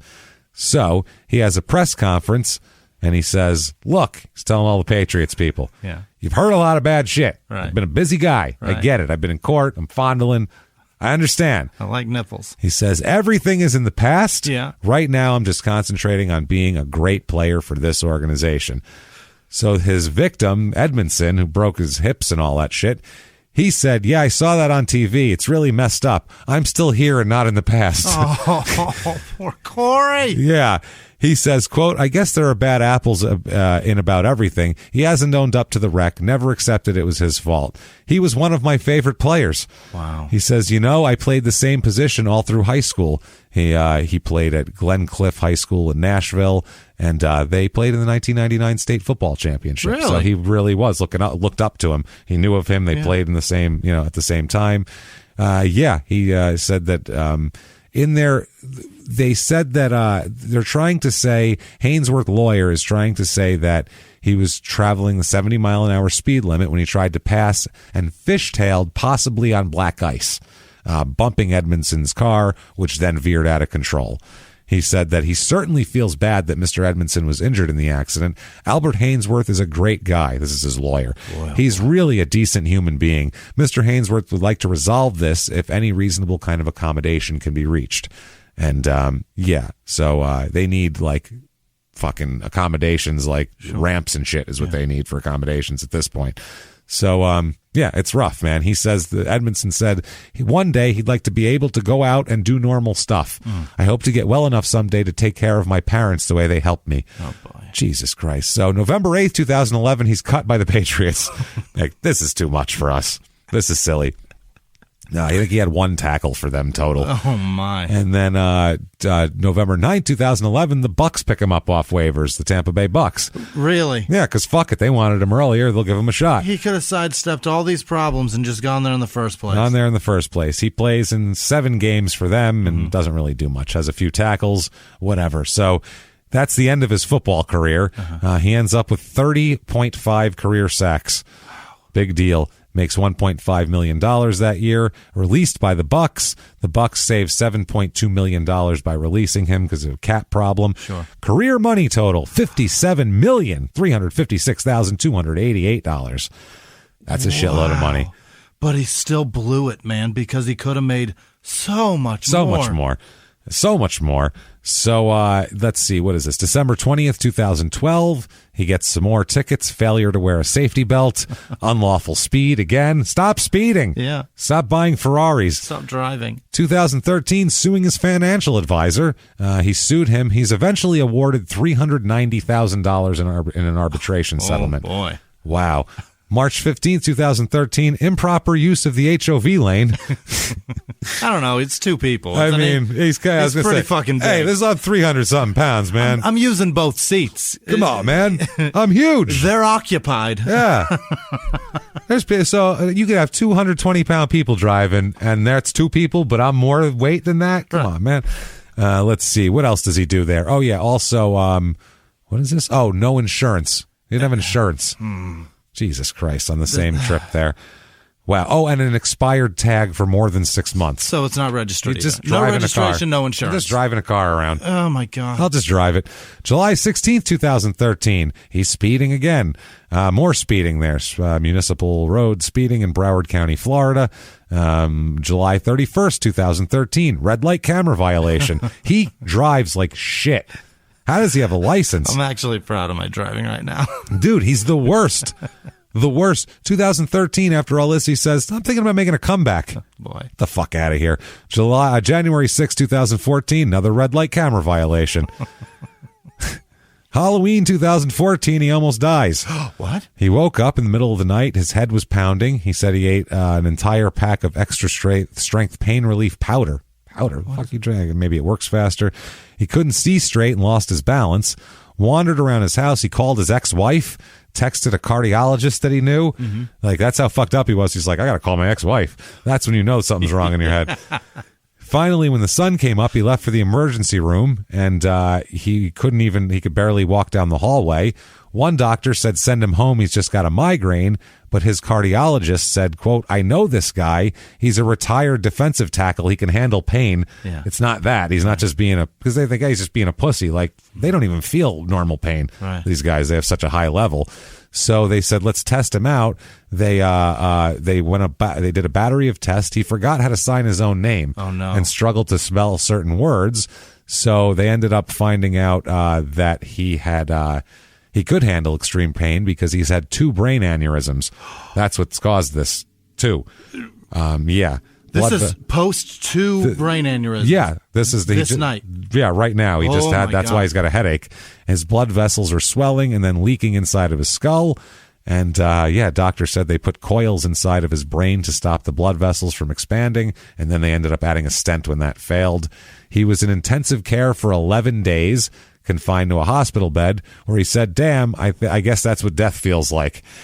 Wow. He says, quote, the doctor said, if you'd come in a couple hours later, you wouldn't be here right now. So they said still he shouldn't lift more than 25 pounds over his head, and he still scrambles his words a little bit here and there. This was at the time. I mean, that sucks. Yeah. He's done a lot of lousy shit for people, and, so it's hard to feel real bad for him because he's been kind of a dick, but nobody wants that. He's in his 30s, for Christ's sake. That's way too young for anything like that. But this should also sober him up and make him think about the life choices That's what I mean. made. I mean, you almost feel bad for him, but not nearly as bad as I feel for Alberta Haynesworth from Chagrin Falls, Iowa. His mom. Oh, it's 28 years old. Poor Alberta Haynesworth. And also Albertha Haynesworth, who's a 73-year-old woman in South Carolina. That might be his grandma. No? I don't think it is, no. So Albertha Haynesworth and Alberta Haynesworth, I just had to use those. Unbelievable. January 2015, he's in boat court. Oh, boy. He has to plead guilty to reckless boating. What? Any vehicle, he will find a way to get in trouble to driving it recklessly. Isn't boating reckless in the first place? Having a boat that drives 160 miles an hour is reckless right off the start. You don't even have to get it off of the trailer. No. They could just write you a ticket when it's still up on the trailer. That's reckless, sir. You shouldn't own that. Spending the money was reckless. Yeah. Owning the boat alone. Reckless. This is Fort Loudon Lake, I guess. Wildlife authorities allege that he passed them while they were on patrol, traveling an estimated 80 miles an hour. Yeah. too fast. It was on cruise control. Yeah, it also appeared to them that he almost hit a pontoon boat. It's too much boat. And an officer in a watercraft. So he almost hit a cop, too. They caught up with him at the marina as he slowed down because they had to basically just kind of lean back. And he ends up I guess he could have had more guilty. There was reckless boating. There was all sorts of other shit. But what he pled guilty to was just a slap on the wrists instead of a 5-month loss of boating privileges. So, yeah, there's that. The season. Yeah, that's how it goes. So, June of 2015, what does a fat retired guy do, Jimmy? Open a burger joint, of course. He's going to do it. Knoxville, Tennessee, he opens a burger joint, the Burger Fi chain. Do you remember when they were out? Yes. Yeah. No? What is that? It's a fucking Did it have upscale Five Guys-esque, upscale fucking. Maybe they could buy burgers, but they'll pay $11 for it instead of fucking $2. Right? Yeah, and it won't even be better. It'll just be like everything will be very white and clean looking. So that'll be different. Same amount of meat. Yeah, we'll put mushrooms on it. Oh, they don't want that. This is Knoxville here. Yeah. And it's he says, I'm a big guy, so I eat a lot, and I'm not going to just jump on someplace because I know somebody. But the food is unbelievable. It's the best burger I think I've ever had. He says he's wants to open a bunch of more locations. And they asked him, well, what about your legal problems? And he said, quote, when you're successful, a lot of people are going to come after you. A lot of people call it haters. If you've got haters, that means you're doing something right. Is that what it is? Or you're an asshole. Yeah. One of the two. So, by the way, it's closed. Or by 2017, it's closed. So that didn't last very long. Oh, and it gets worse. He says, this is fucking amazing. Out of nowhere, quote, this is on Twitter, just saying, you MFers he says MFers, that believe everything you read in the media, this is coming from me, my verified page. And then he posts, let me get something straight everybody can understand, ! All the sentences have ! I love all women, all capitals. As long as you are a beautiful, all caps, real woman, trust me, I'm trying to smash. Yeah. So to think that I'm going to alienate 1/6 of the population, you are fucking wrong. My damn biggest problem is I love women. One day, one woman can settle me down. Black, white, brown, yellow. But until then, I'm like most guys in this world. I'm just a squirrel trying to get a nut. Okay. So it comes out that somebody says he doesn't like black women. That's the point of what he's trying to get at. And he's saying, I like all women. I don't give a fuck. Matter of fact, he's dating a woman, a former Tennessee basketball player and WNBA player named Brittany Jackson. Yeah. Want to see her? Yeah. Oh, yeah. Yeah. Very black, James. Yeah, no. She is blue-eyed, blonde. Yeah. She's hot as fuck, too. She's pretty. Unbelievable. She's pretty, just objectively. She's a pretty girl. Yeah. She's 6 feet tall, which is good for him. Wow. They would have amazing children. Yeah. Just athletic fucking specimens, So because he's with her, some people got upset? Exactly. Yeah. She's with her. She played for the San Jose Spiders of the National Women's Basketball League. She played for a Polish team. I think she played for whatever Atlanta team is in the WNBA. I don't know. So Liberty? Maybe. Yeah. Either way. New York, never mind. No, that's New York. Yeah. That's New York. Either way, Brittany went public accusing him of skipping out on child support for their young son. Okay. He also has accusations. He says, quote, not only has she called me unthinkable names, she has been extremely violent. He's at this point 350 pounds, by the way. Yeah. He says he's called the police on her more than 10 times during their 2-year relationship. He said, quote, I have witnesses and bruises, but me, for some reason, still tried to protect her by not sending her to jail because I didn't want to ruin her so-called career and name. Oh, boy. So so-called. He claims that in January, she kicked him in the groin twice after an argument at a friend's house. He said she'd been drinking wine. He refused medical attention, according to the police report, and never pressed any charges. He also claims that she would call him the N-word all the time and said that she said she wanted me to feel hurt because I didn't show her affection. I don't know, maybe that, I don't know. He also said, being a man, I am a provider and protector, and I have millions of faults that are not Not flattering, but no one deserves to be mentally and physically abused. Yeah. Now, she does have a little arrest record. Brittany was arrested twice in a few-week span in 2010. She and her younger sister both pleaded guilty to charges of simple assault stemming from a fight with a woman on a Tennessee Wesleyan campus. Oh, Jesus Christ. She takes no shit. 21 days later, she was arrested on a DUI charge after she crashed into another vehicle at a stop in Cleveland, Tennessee, and then tried to run away from the scene. She apologized in both accounts and took, took responsibility for it and whatever. So, I mean, that's, who knows what the hell. He, though, puts out a series of tweets called, quote, The Ugly Truth About Brittany, part 1, 2, and 3. Here's my manifesto. Let's do this. Quote, let me tell you the real truth about why I broke up with Brittany Jackson. I'm the person that had to deal with the ugliest of her soul for a very enduring 2+ year relationship, if you call it that. First and foremost, Aiden is the greatest thing to happen to me in those dreadful 2+ years. That's their son. Obviously. For one, Brittany Jackson has called me an all caps N-word, spelled out, hard R, on numerous occasions because what she said, she wanted me to feel hurt because I didn't show her affection. In my opinion, that's crossing the line. Not only was I supposed to be in a relationship with her, but her own child is half black. Not only has she called me unthinkable names, she has been extremely violent on more than 10 times in Tennessee and Florida.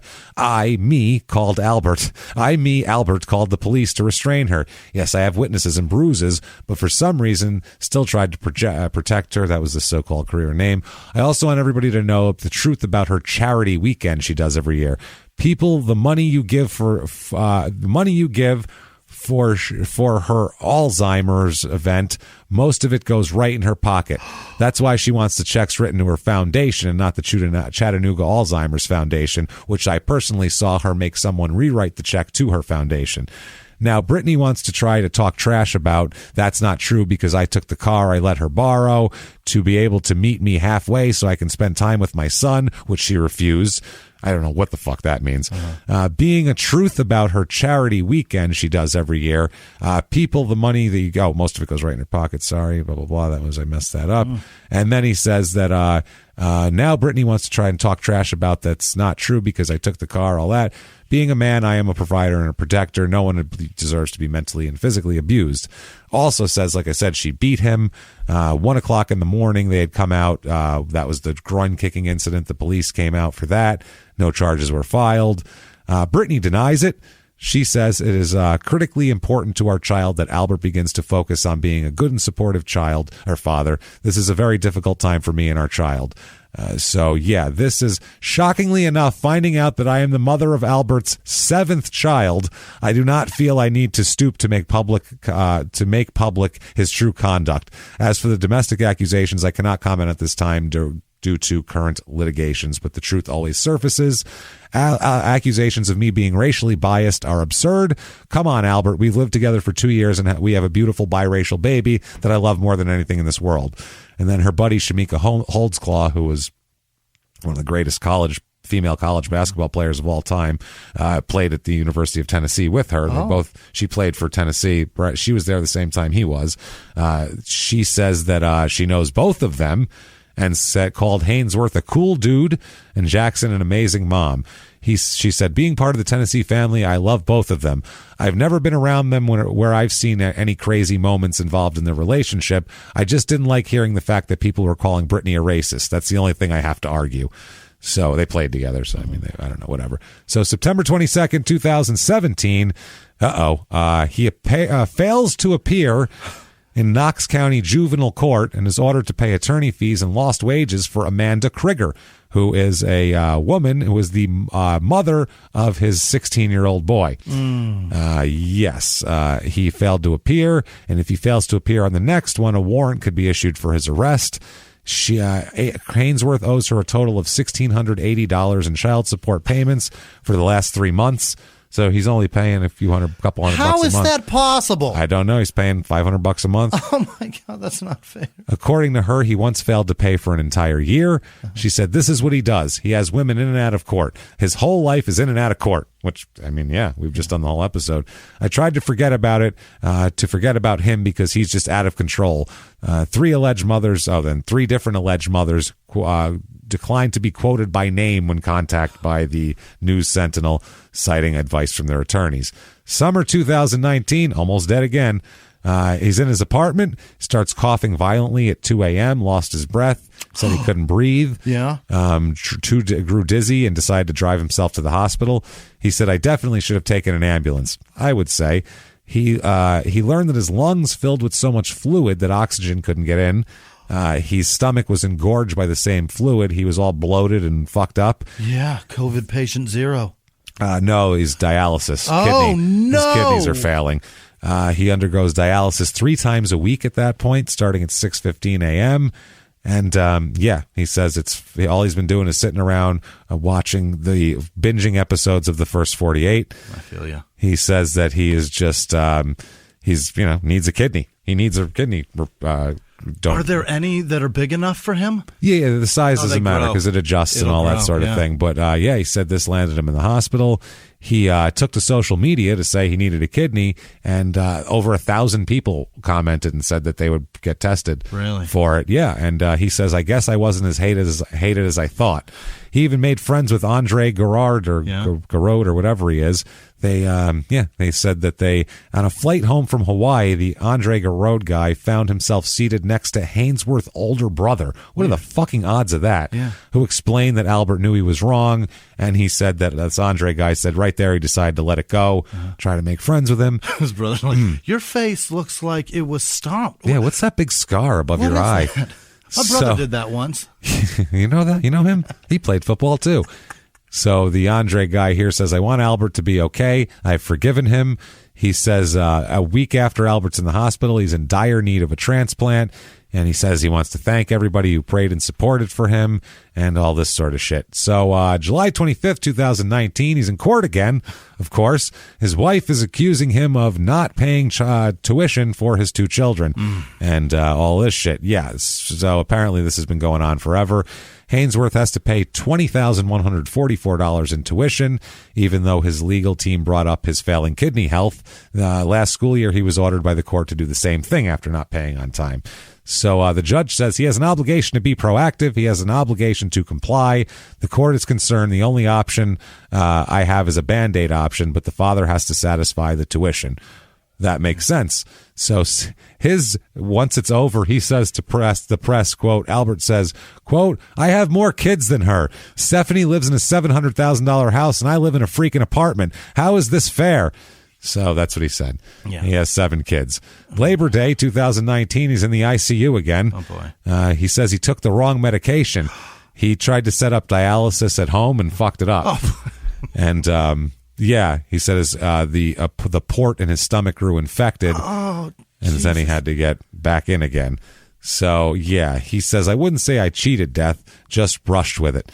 His mother moved into his Nashville apartment to take care of him. He drives, by the way, where is it? I'll find it. He drives a Hyundai nowadays. Oh, really? Hyundai Genesis is what he's driving around. Jesus. Like a soccer mom. It's not even a soccer mom. It's the Hyundai sports car. Oh. So he one of those. Yeah. No, that's not a he Ferrari, went from brother. a Ferrari to a Hyundai Genesis. The fuck does he fit in that thing? I couldn't fit in that thing. I don't know, James. Seriously, how he does that's a 2-seater car, right? That's tiny. I don't think it has a back seat. I don't know. This is tiny. He says he's down 65 pounds, though, from his playing weight of 340. He dressed up for Halloween 2019 as himself.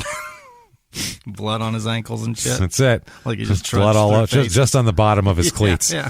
He said people were like, "You're that guy that kicked the dude in the head," and he said, "Yep, that was me." That's what he would tell people and just keep walking. January 20th. He's doing a Sports Illustrated article. They're talking to him, and he's talking about he hangs out with Keith Bullock still. He drives his white Hyundai Genesis toward a bar a bar called the Tin Roof in Nashville. Yep. I know where that is. Do you? Well, yeah, that's where he hangs out with Keith Bullock, apparently. Wow. He says he wants to change his legacy. He wants to build, quote, a community center back in Hartsville or an orphanage. That's wow, okay. So he's living there. He lives in his apartment with his mom. I care about other people's kids, just not my own. Not my own, yeah. An orphanage, what? He says that he, hangs out. He has kids ages 4 to 18. He likes taking them to school and all that shit. Not going to pay for it, but he'll drive them there. September 29th, 2020, he's arrested. Oh, boy. That's what I mean. This just happened. Yeah. So 2 months ago, not even. He's arrested after threatening and yelling at his ex-girlfriend and her new boyfriend. This is in Cleveland, Tennessee, 4:34 p.m.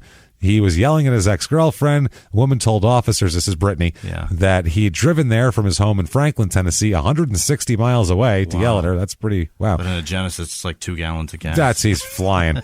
After making physical threats to physically harm her and her boyfriend, then he showed up.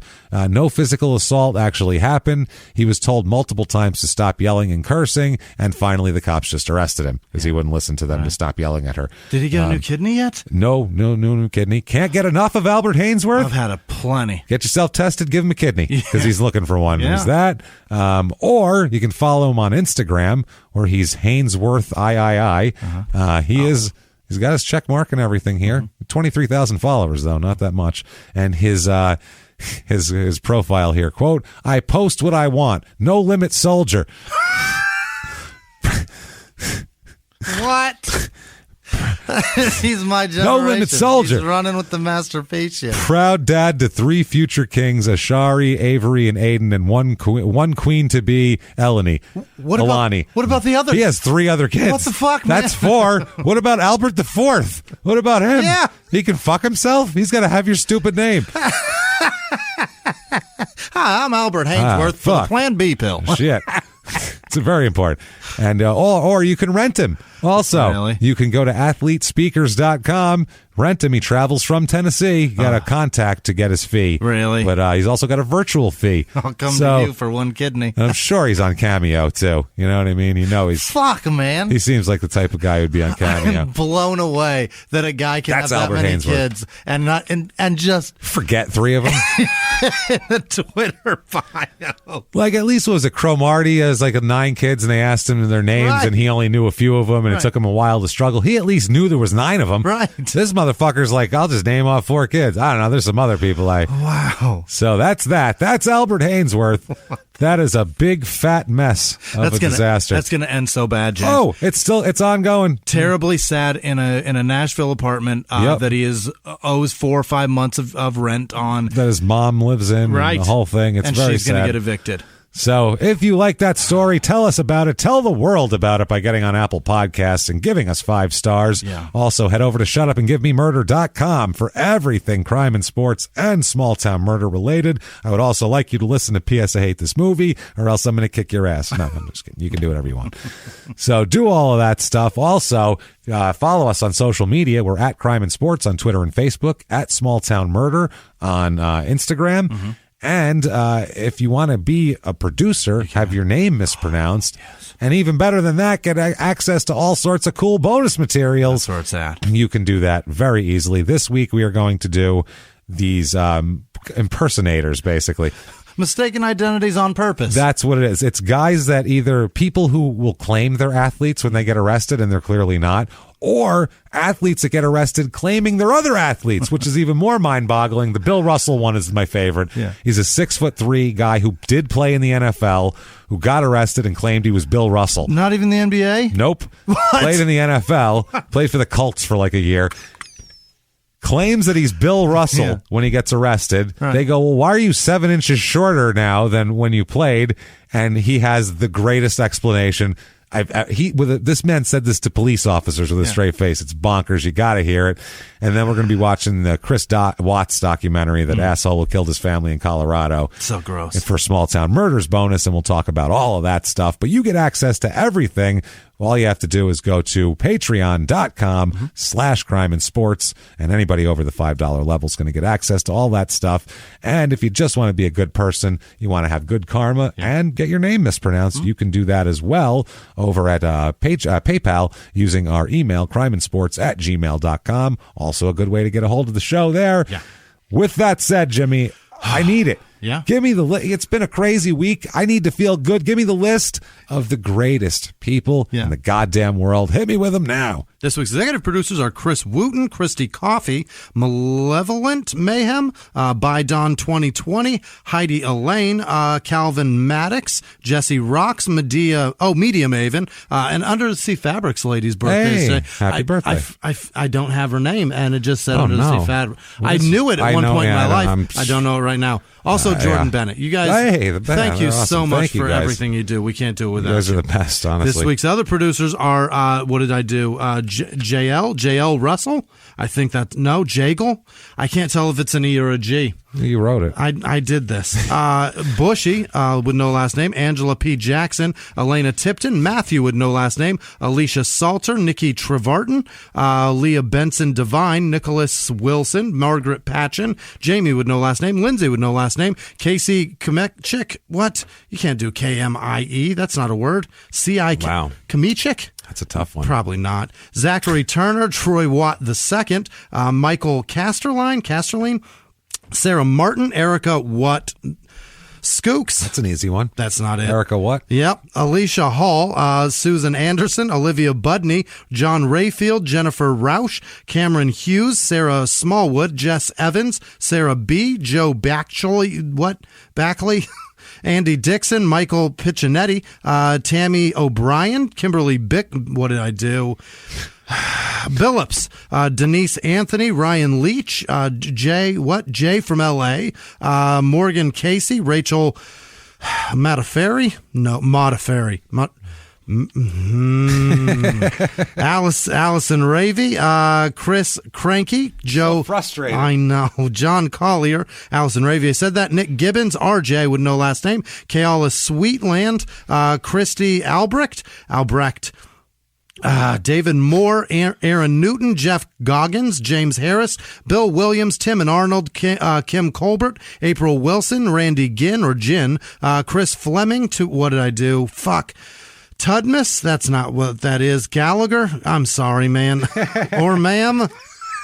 Either way. Tidmus, I don't know what I did. We're just sorry. Sarah Kennedy, P. Tuscadero, Allison Stanton, Anita M., Donald Lewis, Alexander Duran, Tiffany Williamson, Adam Liptok, Tommy Pinamonte, Flaminot Cheeto. That's what that says. Cheeto. God damn it. Kim Riley, the sheriff, 187. That's not right. That's right. Jesus. Elena Wanquo Q. God damn it. Ariel Mackey. Destiny Star Burgoyne. Located. Destiny, don't know what the fuck your name is, but I'm gonna try it. Located Draws, Jennifer Lynn, Kelly Kintop, Tegan Gruel, what did I do? Girulowski. Shit. Autumn Dancer, Christy Emerson, Joel Pace, Dariana Booker, Laura Maley, Eva Doggin, Luke Baldwin, Christy Haynes, Chris Watson, Kenny Mincher, that's Jack Schuler, Mary Wellborn, yes, Jesse Lawson, Chris Baruso, Jeff Buchholz. I'm trying my best. Kayla Bajork.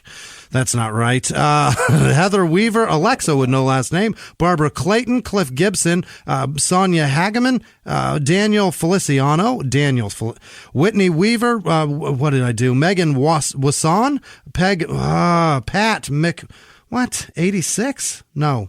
MC 86. I don't know what I did, James. I don't know. Mick 86. Kerrigan Day, Sarah Lind, Michaela Lubbers. Yeah. Going on. Jennifer Flores, Lindy Rafiq, Amanda Looney, Dan Hollingsworth, Stephanie Taylor, Olivia Covert, Donkey Thrower, Michelle with no last name. I tried to fancy it up.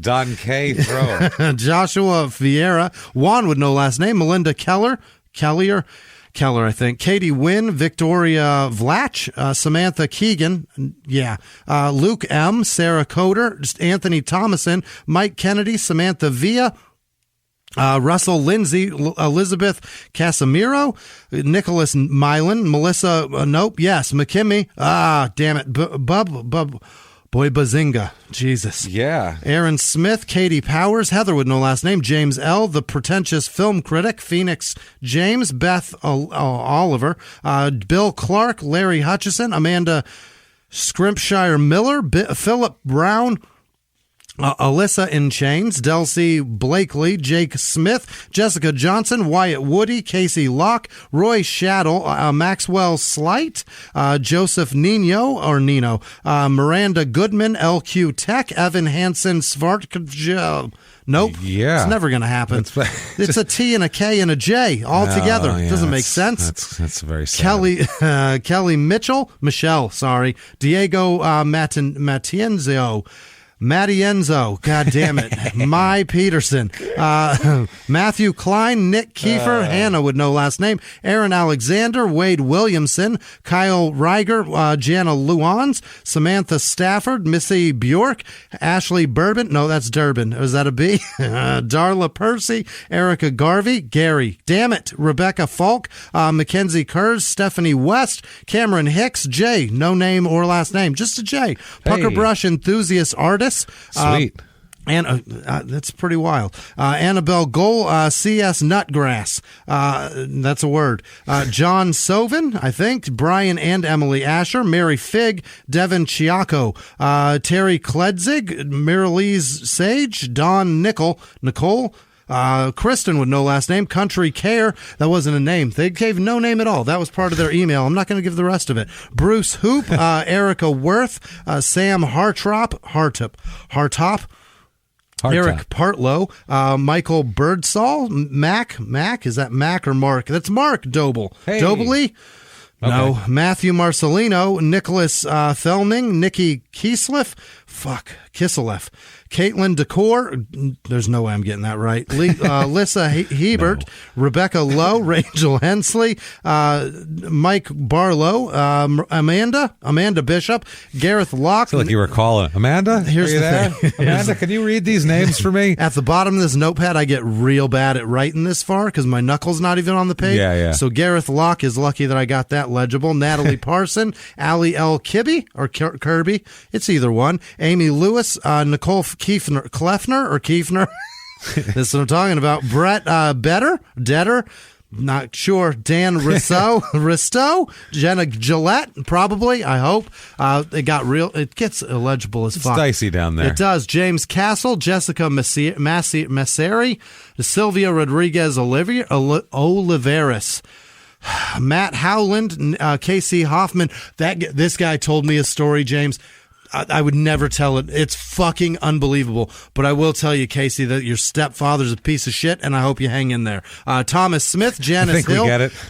Oh, boy. No, you don't get it. It's crazier than you could ever believe. It's fucking... Sometimes a stepfather's involved. It's going to be bad. He's a real monster, and it's not for what you suspect. Melissa DeMarc, Ricky Spoonmore. Hang in there, man. Nikki Batchelor, Mason Peters, Amanda Seafelt, Rebecca Rose, Linda Brila, I think, Mike Wise, Kelly Valance, Joshua McNamee, I think. Happy birthday, Ellie White, by the way. Happy birthday. David Decant, Rachel Cascaden, April Udy, Ashley Vio, Melissa Atchison. Happy birthday to Jay. Nope, that's a Z. M-I-J. That's Zamidge, right? Yeah. Maybe Zami. I'm not sure. Yeah, it is. Rabbi Absolutely. Shmulovich, I think is the name. Hey. I don't know. He listens also. Shalom. Leah and Madison Medlock's anniversary and Alexis Studebaker's birthday. Happy birthday to one of the coolest cars. Happy birthday right. to your defunct car. Right. It was a great car, though. It's Mary Edsell's birthday as well. I think so. I think and, it is. And also Hudson. Neil Kosker, it's his birthday also. Thank you guys so much. Mason Peters, Melissa DeMarc, Amanda Seafelt, Mike Wise, Kelly Valance, I said that, Molly Wooliver, Delia Betts, that's what it is, OV Films, Maggie Pappas, William Miller, Ziva Cooper, Lisa Schultz, Homer Nunez, Joe, Joe Bartosvia, Which? Wow. Terza and Quezada, I think. Christina Daniels. Joe, nope, that's Jade Vera. James Martyr, Katerina Niedzolka, Erwin Lopez, Peyton Meadows, Maria Rasper, Titan, it's Tita Nova. I apologize. There's tits in the name. It's distracting. I'm never going to get this right. It's distracting. It really to is. see tits either in front of you or even spelled out. We can't help it. Beras Nuave. We're not strong men. Listen. Amanda Knight, Alicia Abba, Gary Friedman, Leah Barnhart, Wayne Rose, Madeline Clark, and also Valerie. I think it's Valerie Arias or Arias. I'm not sure. But also all of our patrons. You guys make life worth living. Thank you so much. Thank you so much, everybody. I swear I'd give all of you kidneys if I could. That's tremendous. Truly, it's, thank you guys. Honestly. You've given us kidneys. You've given us proverbial kidneys all day long. You guys are really amazing. Thank you for keeping us just afloat and going and thriving. I just cut a check to an emergency room that I otherwise wouldn't have been able to do. So thank you. That wasn't. It didn't break the whole thing. Didn't ruin me, and it would have. Well, thank you. Well, what if somebody wanted to ruin you, Jimmie? How could they get a hold of you? You can find me at Whisman Sucks, WHISMAN Sucks, and I might change that to Albert Haynesworth. I 4 of them. You want to be 5? You be Albert Haynesworth 5. I'm going to do it with 4, and then I'm just going to pester him all day long. Dad, put me in your bio. What did I do, Dad? Albert Haynesworth V. Just going to be like, there's another one? Did my kid have a kid already? He's 13. I'm going to whoop his ass. Where can they find you? God damn it. You can find me at Jimmie P is Funny, or just copy and paste our names. You know how to do that shit. So you can find people if you want. You know that. So thank you so much for everything, everybody. Wild, big, fat episode. We had a great time. Hope you did too. And hope you'll keep coming back live from the Crime and Sports Studios. We will see you next week. Bye.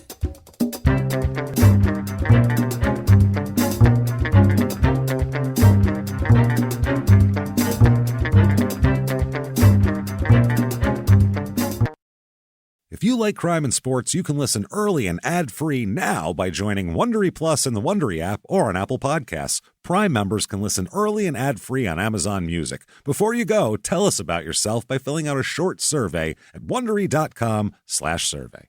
Have you ever gotten a message out of the blue? Maybe you ignore them. Or maybe you end up in conversation. Maybe they tell you about an amazing offer. I can really show you how to make some money. And maybe that gets you into a lot of trouble. But this isn't a story about people like you, the people receiving these messages. This is a story about the people behind the messages, on the other end of the line. Thousands of them, working in a microcity built for scammers. From Wondery, the makers of Dr. Death and Kill List, comes Scam Factory, a new series about survival at the expense of others. Follow Scam Factory on the Wondery app or wherever you get your podcasts. You can listen to Scam Factory early and ad-free right now by joining Wondery Plus in the Wondery app or on Apple Podcasts.